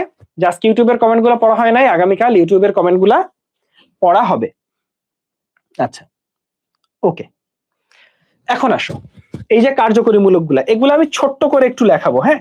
মানে কার্যকরীমূলকের ক্ষেত্রে নরমালি যে কার্যকরীমূলক গুলো আছে সেগুলা তো তোমরা জানো, হ্যাঁ সেগুলো আমরা পারবো, কিন্তু কিছু ডিফারেন্ট কার্যকরীমূলক আছে বা কিছু ব্যতিক্রমী কার্যকরীমূলক আছে। এই কার্যকরীমূলক গুলা জানাটা বেশি গুরুত্বপূর্ণ। যেমন ধরো আমি যদি তোমাকে বলি যে অ্যাসিডের কার্যকরীমূলক হচ্ছে COOH, এটা হচ্ছে অ্যাসিডের কার্যকরীমূলক। এখন আমি যদি এস্টারের কার্যকরীমূলক বলি, এস্টারটা হচ্ছে অ্যাসিডের একটা জাতক, মানে ধরো অ্যাসিড তো এটা COOH, এখন এই এইচটার জায়গায় যদি একটা আর বসায় দাও তাইলে হবে এস্টার, মানে এস্টার আসছে অ্যাসিড থেকে, তাহলে এটা হচ্ছে এস্টার, এটা হচ্ছে এস্টার। যেমন অ্যাসিড ক্লোরাইড, অ্যাসিড ক্লোরাইড, এখন অ্যাসিড তো এটা COOH, এখন OH এর জায়গায় একটা যদি Cl বসায় দাও, এইটা হচ্ছে অ্যাসিড ক্লোরাইড, একটা বসাই দিলে, একটা Cl বসাই দিলে OH এর জায়গায়, সেটা হচ্ছে অ্যাসিড ক্লোরাইড। এখন আসো অ্যাসিড অ্যানহাইড্রাইড, অ্যাসিড অ্যানহাইড্রাইড, এটা হচ্ছে RCO2O, RCO2O। অর্থাৎ এখানে আসলে কি হয় আমি বলি যে, আচ্ছা এটা আমি পরে দেখাচ্ছি। অ্যাসিড অ্যানহাইড্রাইড আপাতত এটা জেনে রাখো, তাহলে এরা হচ্ছে অ্যাসিড থেকে আসছে, এই তিনটাই আসছে হচ্ছে অ্যাসিড থেকে। দেখো এটা একটা অ্যাসিড, এটা আর একটা অ্যাসিড, ঠিক আছে? তাহলে এখানে কি হয় দেখো, এটা একটা অ্যাসিড, এটা আর একটা অ্যাসিড, তাহলে এই যে CO, তাই না, CO, আর এইটার সাথে এই যে অ্যাসিডের সাথে একটা আর গ্রুপ যুক্ত থাকতে পারে। আর গ্রুপ মানে কি, ধরো একটা CH3 থাকতে পারে, এর সাথে একটা আর গ্রুপ যুক্ত থাকতে পারে। তাহলে দেখো RCO, তাহলে আমি এখানে RCO লিখলাম, তাহলে RCO কয়টা? এই একটা, এই RCO, এই একটা। ক্লিয়ার? তাহলে RCO দুইটা। একটু আবার দেখি, দেখো এটা হচ্ছে এরকম আর সি ডাবল এইচ, এটা একটা অ্যাসিড। আর সি ডাবল এইচ, এটা আরেকটা অ্যাসিড। আর অ্যানহাইড্রাইড মানে কি জানো? পানি অপসারণ করা। এখান থেকে একটা পানি অপসারণ করলে যা পাবা সেইটাই হচ্ছে অ্যাসিড অ্যানহাইড্রাইড। খেয়াল করো তো, আর সিও, আর সিও এটা কয়টা? দুইটা না? এই একটা, এই একটা। ওকে, এখান থেকে একটা পানি সরায় দাও, H2, দুইটা এইচ, এই একটা এইচ, একটা এইচ, আর একটা ও লাগবে, একটা ও লাগবে। তাহলে একটা কি থাকলো? একটা ও রয়ে গেছে, সেই ওটা। তাহলে অ্যাসিড অ্যানহাইড্রাইডের সংকেত কিভাবে আসছে বুঝতে পারছি? অ্যাসিড অ্যানহাইড্রাইডের সংকেত কিভাবে আসছে বুঝতে পারছি কিনা? ওকে, বুঝতে পারছি কিনা? এটা হচ্ছে অ্যাসিড অ্যানহাইড্রাইড, এটা হচ্ছে অ্যাসিড অ্যানহাইড্রাইড। এরপরে আসো থায়োল। থায়োল হচ্ছে এসএইচ, এসএইচ, ক্লিয়ার? এরপরে আসো নাইট্রোসো। নাইট্রোসোর কার্যকরী মূলক হচ্ছে NO। নো, এই দেখো নাই, নাই, নো, তাহলে নাইট্রোসো নো, নাইট্রোসো নো। এখন একটু চলে আসো, আমরা একটু দেখি নাইট্রাইল। নাইট্রাইল, আচ্ছা নাইট্রাইলের আরেকটা নাম আছে, এই যে নাইট্রাইল, এইটা হচ্ছে CN। তাহলে নাইট্রাইল এটার আরেকটা নাম সায়ানাইড, সায়ানাইড।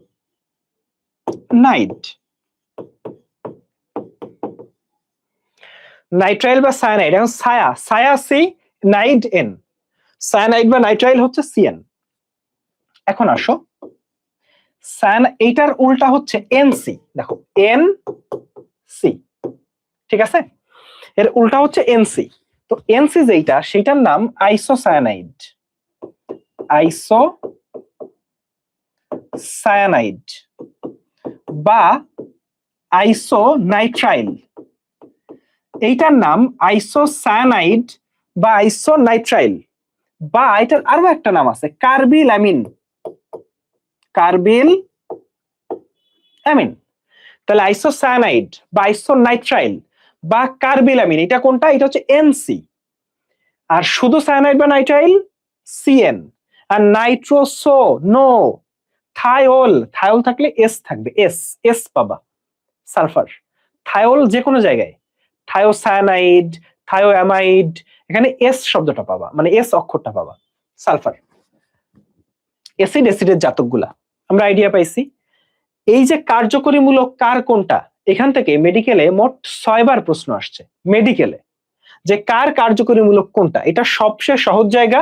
মানে মেডিকেলে আসলে কিছু প্রশ্ন আসে, কিছু না, মেডিকেলে যে যখন যে রকম প্রশ্নই হোক মিনিমাম 60% প্রশ্ন পাবা পানির মতো সহজ।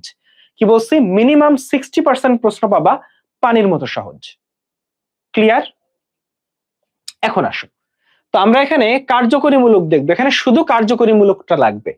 হ্যাঁ, যেমন অ্যালকাইন, এই সংকেতটা তো তুমি জানো, এই যে অ্যালকোহলের ক্ষেত্রে OH, অ্যামিনের ক্ষেত্রে NH2, aldehyde CHO, ketone CO, CO হচ্ছে ketone, aldehyde CHO, carboxylic acid COOH, এটা হচ্ছে কার্বক্সিলিক অ্যাসিড। এস্টার, অ্যামাইড, দেখো অ্যামিন হচ্ছে NH2 আর অ্যামাইড হচ্ছে CONH2, নাইট্রাইল CN। আমাকে সবাই বলো তো কার্বিলামিনের সংকেতটা কি? নাইট্রাইল হচ্ছে CN, নাইট্রাইলকে সায়ানাইড বলে। সবাই আমাকে কমেন্ট করে বলবা কার্বিলামিনের সংকেতটা কি। সবাই কমেন্টে লিখবা কার্বিলামিনের সংকেত কি। সবাই, কার্বিলামিনের সংকেত কি? তাহলে আসো, কার কার্যকরী মূলক নাই? অ্যালকেনের। অ্যালকেনে কোনো কার্যকরী মূলক দেখছো? অ্যালকেনের কোনো কার্যকরী মূলক নাই। আচ্ছা, এই লাইনটা গুরুত্বপূর্ণ। এরপরে আসো, আরেকটা চমৎকার লাইন আছে কার্যকরী মূলকের। দেখো, বিশেষ করে একটা জৈব বিক্রিয়া, মানে একটা যৌগ কি বিক্রিয়া দিবে, এটা নির্ভর করে তার কার্যকরী মূলকের উপর। আর কার্যকরী মূলকের কিসের উপর? কার্যকরী মূলকের ইলেকট্রন ঘনত্ব, কার্যকরী মূলকের পোলারিটির উপর। তাহলে একটা যৌগ কি ধরনের বিক্রিয়া দিবে এটা নির্ভর করে কার্যকরী মূলকের উপর। আর কার্যকরী মূলকের কিসের উপর? কার্যকরী মূলকের ইলেকট্রন ঘনত্ব এবং পোলারিটির উপর। আচ্ছা, এখন আসো আমরা একটু জৈব যৌগের নামকরণ। এখন একটু বলি যে মেডিকেলে জৈব যৌগের নামকরণ আসে না, আমরা খুবই বেসিক কিছু জানবো, খুবই বেসিক আইডিয়া আমরা জানবো। তো তিনটা পদ্ধতিতে জৈব যৌগের নামকরণ করা যায়: সাধারণ পদ্ধতি, উদ্ভূত পদ্ধতি আর জেনেভা পদ্ধতি। কি কি বললাম? তো উদ্ভূত পদ্ধতি মেডিকেলের জন্য কম্পারেটিভলি বেশি ইম্পর্টেন্ট ইউপ্যাক পদ্ধতি থেকে, IUPAC। তো জেনেভা পদ্ধতিটা আবার একাডেমিকের জন্য বেশি ইম্পর্টেন্ট। এখন আসো আমরা একটু চমৎকার একটা জায়গায় চলে আসছি। এই জায়গাটা আসলে খুবই গুরুত্বপূর্ণ। কেন এই জায়গাটা গুরুত্বপূর্ণ তোমাকে একটু বলি, যে এই যে তিনটা পদ্ধতি, এখানে ফার্স্ট অফ অল সাধারণ পদ্ধতি এই যেটা, এখানে আসলে কিভাবে যৌগের নামকরণ করা হয়েছে দেখো। এই যে ইথেন, ইথেন গ্যাস সহজে জ্বলে, তো ওই সহজে জ্বলাকে ইংরেজিতে বলে, ওই গ্রিক শব্দে বলতো ইথেন, তো ওইখান থেকে ওইটার নাম আসছে ইথেন। ঠিক আছে, ঠিক এরকম, ঠিক এইভাবেই নামগুলো আসছে। যেমন ধরো একটা ল্যাটিন শব্দ, ধরো একটা ল্যাটিন শব্দ, পিঁপড়ার ল্যাটিন নাম হচ্ছে ফর্মিকা, মানে পিঁপড়াকে ল্যাটিন ভাষায় বলে ফর্মিকা। ঠিক আছে, এখন পিঁপড়াতে একটা ওষুধ পাওয়া গেছে, সরি পিঁপড়াতে একটা অ্যাসিড পাওয়া গেছে, তাহলে অ্যাসিডের নাম কি হবে? Formic acid. তাহলে অ্যাসিডটার নাম কি হবে ভাইয়া? এইটা ফর্মিক অ্যাসিড। পিঁপড়াতে একটা অ্যাসিড পাওয়া গেছে, অ্যাসিডটার নাম হবে ভাইয়া ফর্মিক অ্যাসিড। হ্যাঁ, এটা পিঁপড়াতে বা ভীমরুলের গ্ল্যান্ডে পাওয়া যায়, ভীমরুলের গ্ল্যান্ড, পিঁপড়াতে বা ভীমরুলের গ্ল্যান্ডে পাওয়া যায়। এরপর আসো এই যে ভিনেগারে, ভিনেগারের ল্যাটিন নাম হচ্ছে অ্যাসিটাম, ভিনেগারের ল্যাটিন নাম হচ্ছে অ্যাসিটাম। ফলে ভিনেগার থেকে পাওয়া গেছে অ্যাসিটিক অ্যাসিড, CH3COOH। ভিনেগার থেকে পাওয়া গেছে কোনটা ভাইয়া? Acetic acid. এরপর আসো ধরো আমরা যদি বলি চর্বি, চর্বির ল্যাটিন নাম প্রোপায়োনাস, ফলে ওইভাবে চিন্তা করো, প্রোপায়োনিক অ্যাসিড পাওয়া গেছে চর্বিতে, চর্বি থেকে পাওয়া গেছে প্রোপায়োনিক অ্যাসিড। মাখন থেকে পাওয়া গেছে বিউটাইরিক অ্যাসিড, তাহলে মাখনে হচ্ছে বিউটারিক অ্যাসিড, চর্বিতে প্রোপায়োনিক অ্যাসিড, ভিনেগারে অ্যাসিটিক অ্যাসিড এবং পিঁপড়া বা ভিমরুলের গ্ল্যান্ডে ফর্মিক অ্যাসিড। ফলে যেখান থেকে পাওয়া গেছে ওইখান থেকে নামকরণ করছে। এখন চলে আসো, আমরা একটু নিচে চলে যাব। এখানে কয়েকটা জায়গা আছে, অ্যালকেনের নামের পূর্বে এই যে এন আইসো, দেখো এন, এরপর আইসো, নিও, এই শব্দগুলো ব্যবহার করে। তো আমি তোমাকে বলি এন মানে কি? এন মানে হচ্ছে নরমাল, দেখো একেবারে কোনো শাখা প্রশাখা নাই, সেটাকে এন যৌগ বলে। তাহলে কোনো শাখা প্রশাখা না থাকলে সেটা হচ্ছে এন। আর আইসো মানে দেখো এই যে শাখা আছে, মানে যদি ওই যে মানে সিঙ্গেল যে সরল শিকড়টা, ওটার সাথে CH3 যুক্ত থাকে, ওটার সাথে যদি CH3 যুক্ত থাকে, কি থাকে ভাইয়া? CH3 যুক্ত থাকে, তাহলে সেটাকে বলে আইসো। সেটাকে কি বলে ভাইয়া? আইসো। ঠিক আছে, এরপর আসো এখানে দেখো কয়টা আছে? দুইটা, তাহলে এটা হচ্ছে নিও। এটা হচ্ছে কি ভাইয়া? নিও। দুইটা আছে, তাহলে এটা হচ্ছে আমার নিও। আচ্ছা, এরপর আসো আমরা এই জায়গাটা দেখবো। এই জায়গাটা আসলে খুব সুন্দর, এই যে জায়গাটা, এবং এই জায়গাটা আসলে আমাদের একটু বোঝাও দরকার, এই জায়গাটা বোঝাটা আসলেই দরকার। চলো আমি একটু ছোট্ট করে বুঝি। ধরো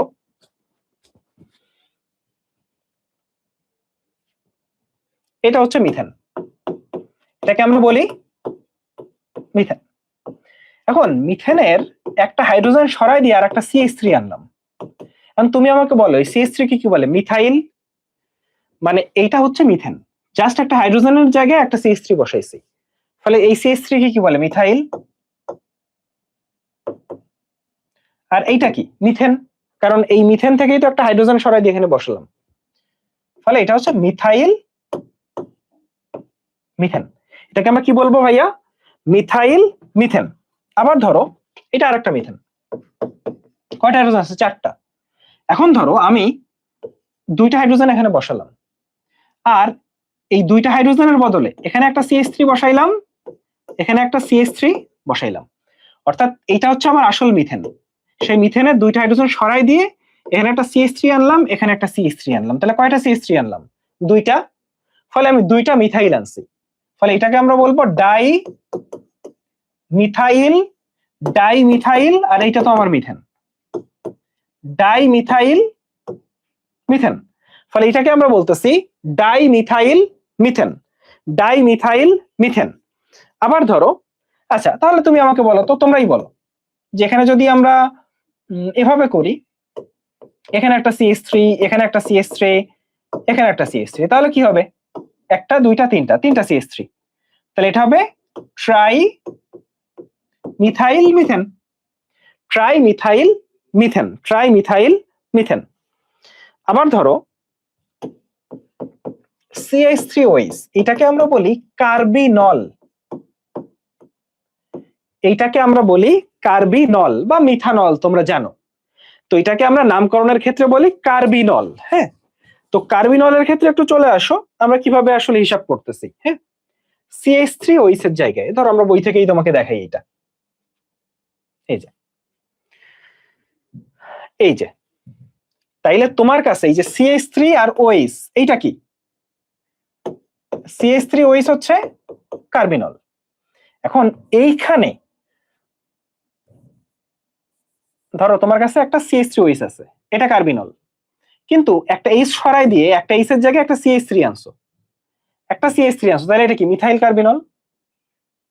আবার আসো CH2OH, এখানে আসলে CH3OH থাকার কথা ছিল, তাই না? তাহলে একটা H এর জায়গায় একটা CH3CH2 বসাইছো, CH3CH2 কে বলে ইথাইল, ফলে এটা হচ্ছে ইথাইল কার্বিনল। আবার ধরো এই যে একটা CH3OH এর জায়গায় CH2OH মানে CHOH, ফলে এখানে 2টা হাইড্রোজেন তুমি সরাই ফেলছো, 2টা হাইড্রোজেনের জায়গায় 2টা CH3 আনছো, ফলে এটা হচ্ছে ডাই মিথাইল, 2টা হাইড্রোজেন সরাই দিয়ে 2টা CH3 আনছো, ফলে ডাই মিথাইল কার্বিনল। এখানে তুমি CH3OH এর জায়গায়, এটা তোমার কার্বিনল, তুমি 3টা হাইড্রোজেন সরাই দিছো, শুধু COH আছে, 3টা হাইড্রোজেনের জায়গায় 3টা CH3 আনছো, ফলে এটা হচ্ছে ট্রাই মিথাইল কার্বিনল। তাহলে এটা কি ভাইয়া? ট্রাই মিথাইল কার্বিনল, এটা ট্রাই মিথাইল কার্বিনল।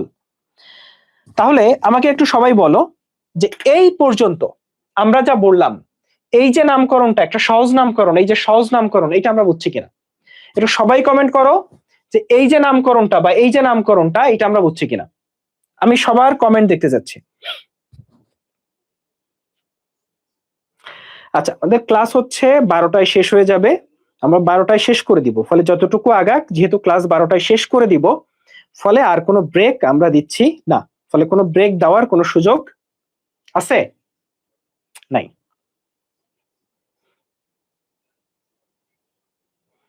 আর কোনো সুযোগ নাই, ক্লিয়ার? আচ্ছা এখন শোনো, আমরা হচ্ছে 12টায় ক্লাস শেষ করব, নাম্বার 1, ঠিক আছে?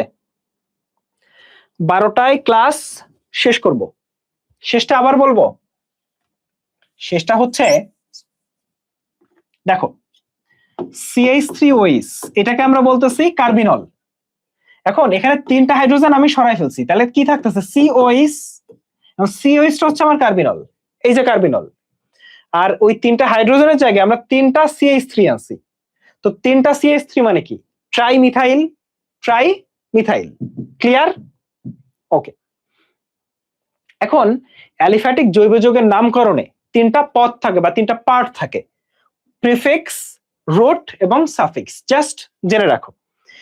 এরপরে এই যে নামকরণ আছে, এই যে নামকরণ আছে, এইটা মেডিকেলের জন্য বাপের জন্মেও লাগবে না, ফলে আমাদের যেটা লাগবে সেটা হচ্ছে এই জায়গাটা। আসো, এখানে কিছু লাগবে না, এখানে জাস্ট একটা দুটো লাইন যা দাগ দেওয়া আছে অতটুকু দেখলে মোর দ্যান এনাফ। তোমার যেটা লাগবে সেইটা হচ্ছে এই যেটা এইটা এইটা ভাইয়া 3 স্টার ইম্পর্টেন্ট, এখান থেকে ডেন্টালে কোশ্চেন অলরেডি আসছে। ফলে এই যে চার্টটা, এটা হচ্ছে কার্যকরী মূলকের অগ্রগণ্য ক্রম। আই রিপিট, এটা হচ্ছে কার্যকরী মূলকের অগ্রগণ্য ক্রম। অর্থাৎ নামকরণের ক্ষেত্রে কোন কার্যকরী মূলকটা আগে বসে কোনটা পরে বসে সেইটা, কিন্তু তোমার জাস্ট জানতে হবে যে কার্যকরী মূলকের অগ্রগণ্য ক্রম অনুযায়ী কোনটা আগে কোনটা পরে। এখানে আরো একটা জিনিস তুমি শিখে ফেলতে পারতেছো, সেটা হচ্ছে কার কার্যকরী মূলক কি। ফলে এইখানের কার্যকরী মূলকগুলা শিখলে তোমার কিন্তু সব জটিল কার্যকরী মূলকগুলা শেখা শেষ। ফলে এখান থেকে পড়তে হবে দুইটা স্টাইল। একটা হচ্ছে, আচ্ছা একটু বলে রাখি যে আমাদের ক্লাসগুলা কেমন লাগতেছে, এই 6টা ক্লাসের রিভিউ মেট্রোলজি ফেসবুক গ্রুপে শেয়ার করতে হবে। তো যারা শেয়ার করবা তাদের মধ্যে 10 জন আমরা একটা টেবিল ক্লক এর ব্যবস্থা রাখছি। এই টেবিল ক্লকটা হচ্ছে 10 জন পাবা। এর সাথে 21 তারিখ যে এক্সামটা হবে, এক্সামটার হচ্ছে এক্সামের সেরা 10 জন মানে টপ 10, সেখানেও 10টা টেবিল ক্লক থাকতেছে। মেট্রোলজির সুন্দর একটা টেবিল ক্লক আছে, তোমরা যারা দেখছো তোমরা জানো যে কত সুন্দর টেবিল ক্লকটা। তো এই টেবিল ক্লকটা 10টা পাওয়া যাবে হচ্ছে যাদের ক্লাস কেমন লাগতেছে এই ক্লাসের রিভিউ দিবা, ঠিক আছে? আচ্ছা, এখন চলে আসো এখানে এই যে কার্যকরী মূলকের অগ্রগণ্য ক্রম, এখানে জাস্ট একটা কবিতা মনে রাখতে হবে। কবিতাটা হচ্ছে এরকম যে কাঁসা হলো আশা। কি বলছি ভাইয়া? যেখানে ক্রমটা হচ্ছে কাঁসা হলো আশা, আলো কত আলো, দেখো আলো কত আলো, তাই আমার 2 3 একই ভালো। কি বললাম? কাঁসা হলো আশা, আলো কত আলো, তাই আমার 2 3 একই ভালো। দেখো কাতে কার্বক্সিলিক অ্যাসিড, সাথে সালফোনিক অ্যাসিড, সংকেতটা কার্যকরী মূলকটা খেয়াল করো। হলো দিয়ে হ্যালাইড, আশা আ দিয়ে অ্যামাইড, সাথে সায়ানাইড, সায়ানাইড মানে কিন্তু নাইট্রাইল। তাহলে কাঁসা কার্বক্সিলিক সালফোনিক, হলো হ্যালাইড অ্যাসিড হ্যালাইড, আশা আতে অ্যামাইড, সাথে সায়ানাইড, আলো কত আলো, এখন দুইটা আলো, প্রথম আলোতে অ্যালডিহাইড পরের আলোতে অ্যালকোহল, প্রথম আলোতে অ্যালডিহাইড পরের আলোতে অ্যালকোহল, কত দিয়ে হচ্ছে কিটোন, কততে কিটোন। তাহলে আলো কত আলো, অ্যালডিহাইড কিটোন অ্যালকোহল, ক্লিয়ার? এখন আসো তাই আমার, তাই দিয়ে থায়োল আমার দিয়ে অ্যামিন, তাই দিয়ে থায়োল আমার দিয়ে হচ্ছে অ্যামিন। 2 3 1, 2 মানে ডাবল বন্ড অ্যালকিন, 3 মানে ট্রিপল বন্ড অ্যালকাইন, আর 1 মানে সিঙ্গেল বন্ড অ্যালকেন। তাহলে তাই আমার 2 3 একই ভালো। তাহলে কার্যকরী মূলকের যে অগ্রগণ্য ক্রম সেই অনুযায়ী এই কবিতা দিয়ে কোনটার পরে কোনটা এটা মনে রাখা যায়। সাথে সাথে আমরা এখান থেকে কার্যকরী মূলকের যে সংকেত সেটাও আমাদের মনে রাখতে হবে। তাহলে এখানে আমাদের শিখতে হবে কার্যকরী মূলকের অগ্রগণ্য ক্রম। ক্লিয়ার? ওকে। হ্যাঁ, আমাদের প্রতিদিন যে ক্লাস হচ্ছে এর উপর এক্সাম হবে। আমরা যদি পেইড ব্যাচের জন্য এক্সাম, তারপর আমি দেখতেছি যে এটা মানে সবার জন্য এক্সামটা নেওয়া যায় কিনা। আচ্ছা, এরপর চলে আসো, এই পর্যন্ত আমরা পড়লাম। আচ্ছা, এরপরে হচ্ছে সমানতা, এরপরে সমানতা। তাহলে আমরা আজকে সমানতাটা না শুরু করি, যেহেতু আমি নিজেও একটু কমফোর্টেবল সিচুয়েশনে নাই, কারণ আমি অন্য একটা বোর্ডে পড়াচ্ছি, এই বোর্ডে আমি অভ্যস্ত না। এর বাইরে আমার সব লেখা ডিলিট হয়ে গেছে, এটা নিয়ে আমি হতাশ। তো সবকিছু মিলাই আমরা হচ্ছে আজকে সমানতা শুরু করতেছি না, আমাদের আজকের ক্লাস এ পর্যন্ত, ঠিক আছে? আচ্ছা, আমাকে একটু বলো যে এই পর্যন্ত আমরা যা কিছু পড়লাম জৈব যৌগ নিয়ে, আমরা সবকিছু বুঝতে পারছি কিনা, কারো কোনো কোশ্চেন আছে কিনা, কারো কোনো প্রশ্ন আছে কিনা, একটু আমাকে জানাও।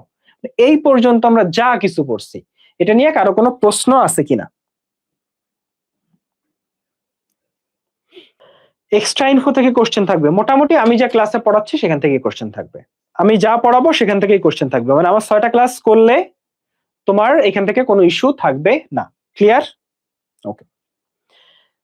তো আমরা আগামীকাল হচ্ছে মেডিকেলে ডেন্টালে বিগত বছরে আসা প্রশ্নগুলোও সলভ করব, কিছু ব্রেন স্টর্মিং কোশ্চেন সলভ করব যেগুলো আজকে করা সম্ভব হয় নাই আমার স্লাইডটা ডিলিট হয়ে যাওয়ার জন্য। ওকে ওকে, ঠিক আছে। তাহলে নামকরণ মেডিকেলের জন্য ইম্পর্টেন্ট না, মেডিকেলের জন্য খুব সুপারফিশিয়ালি জানতে হয়, আমি যতটুকু শিখাইছি অতটুকু পড়লেই হবে, ঠিক আছে? আচ্ছা, হ্যাঁ স্লাইডটা দিয়ে দিব। ওকে।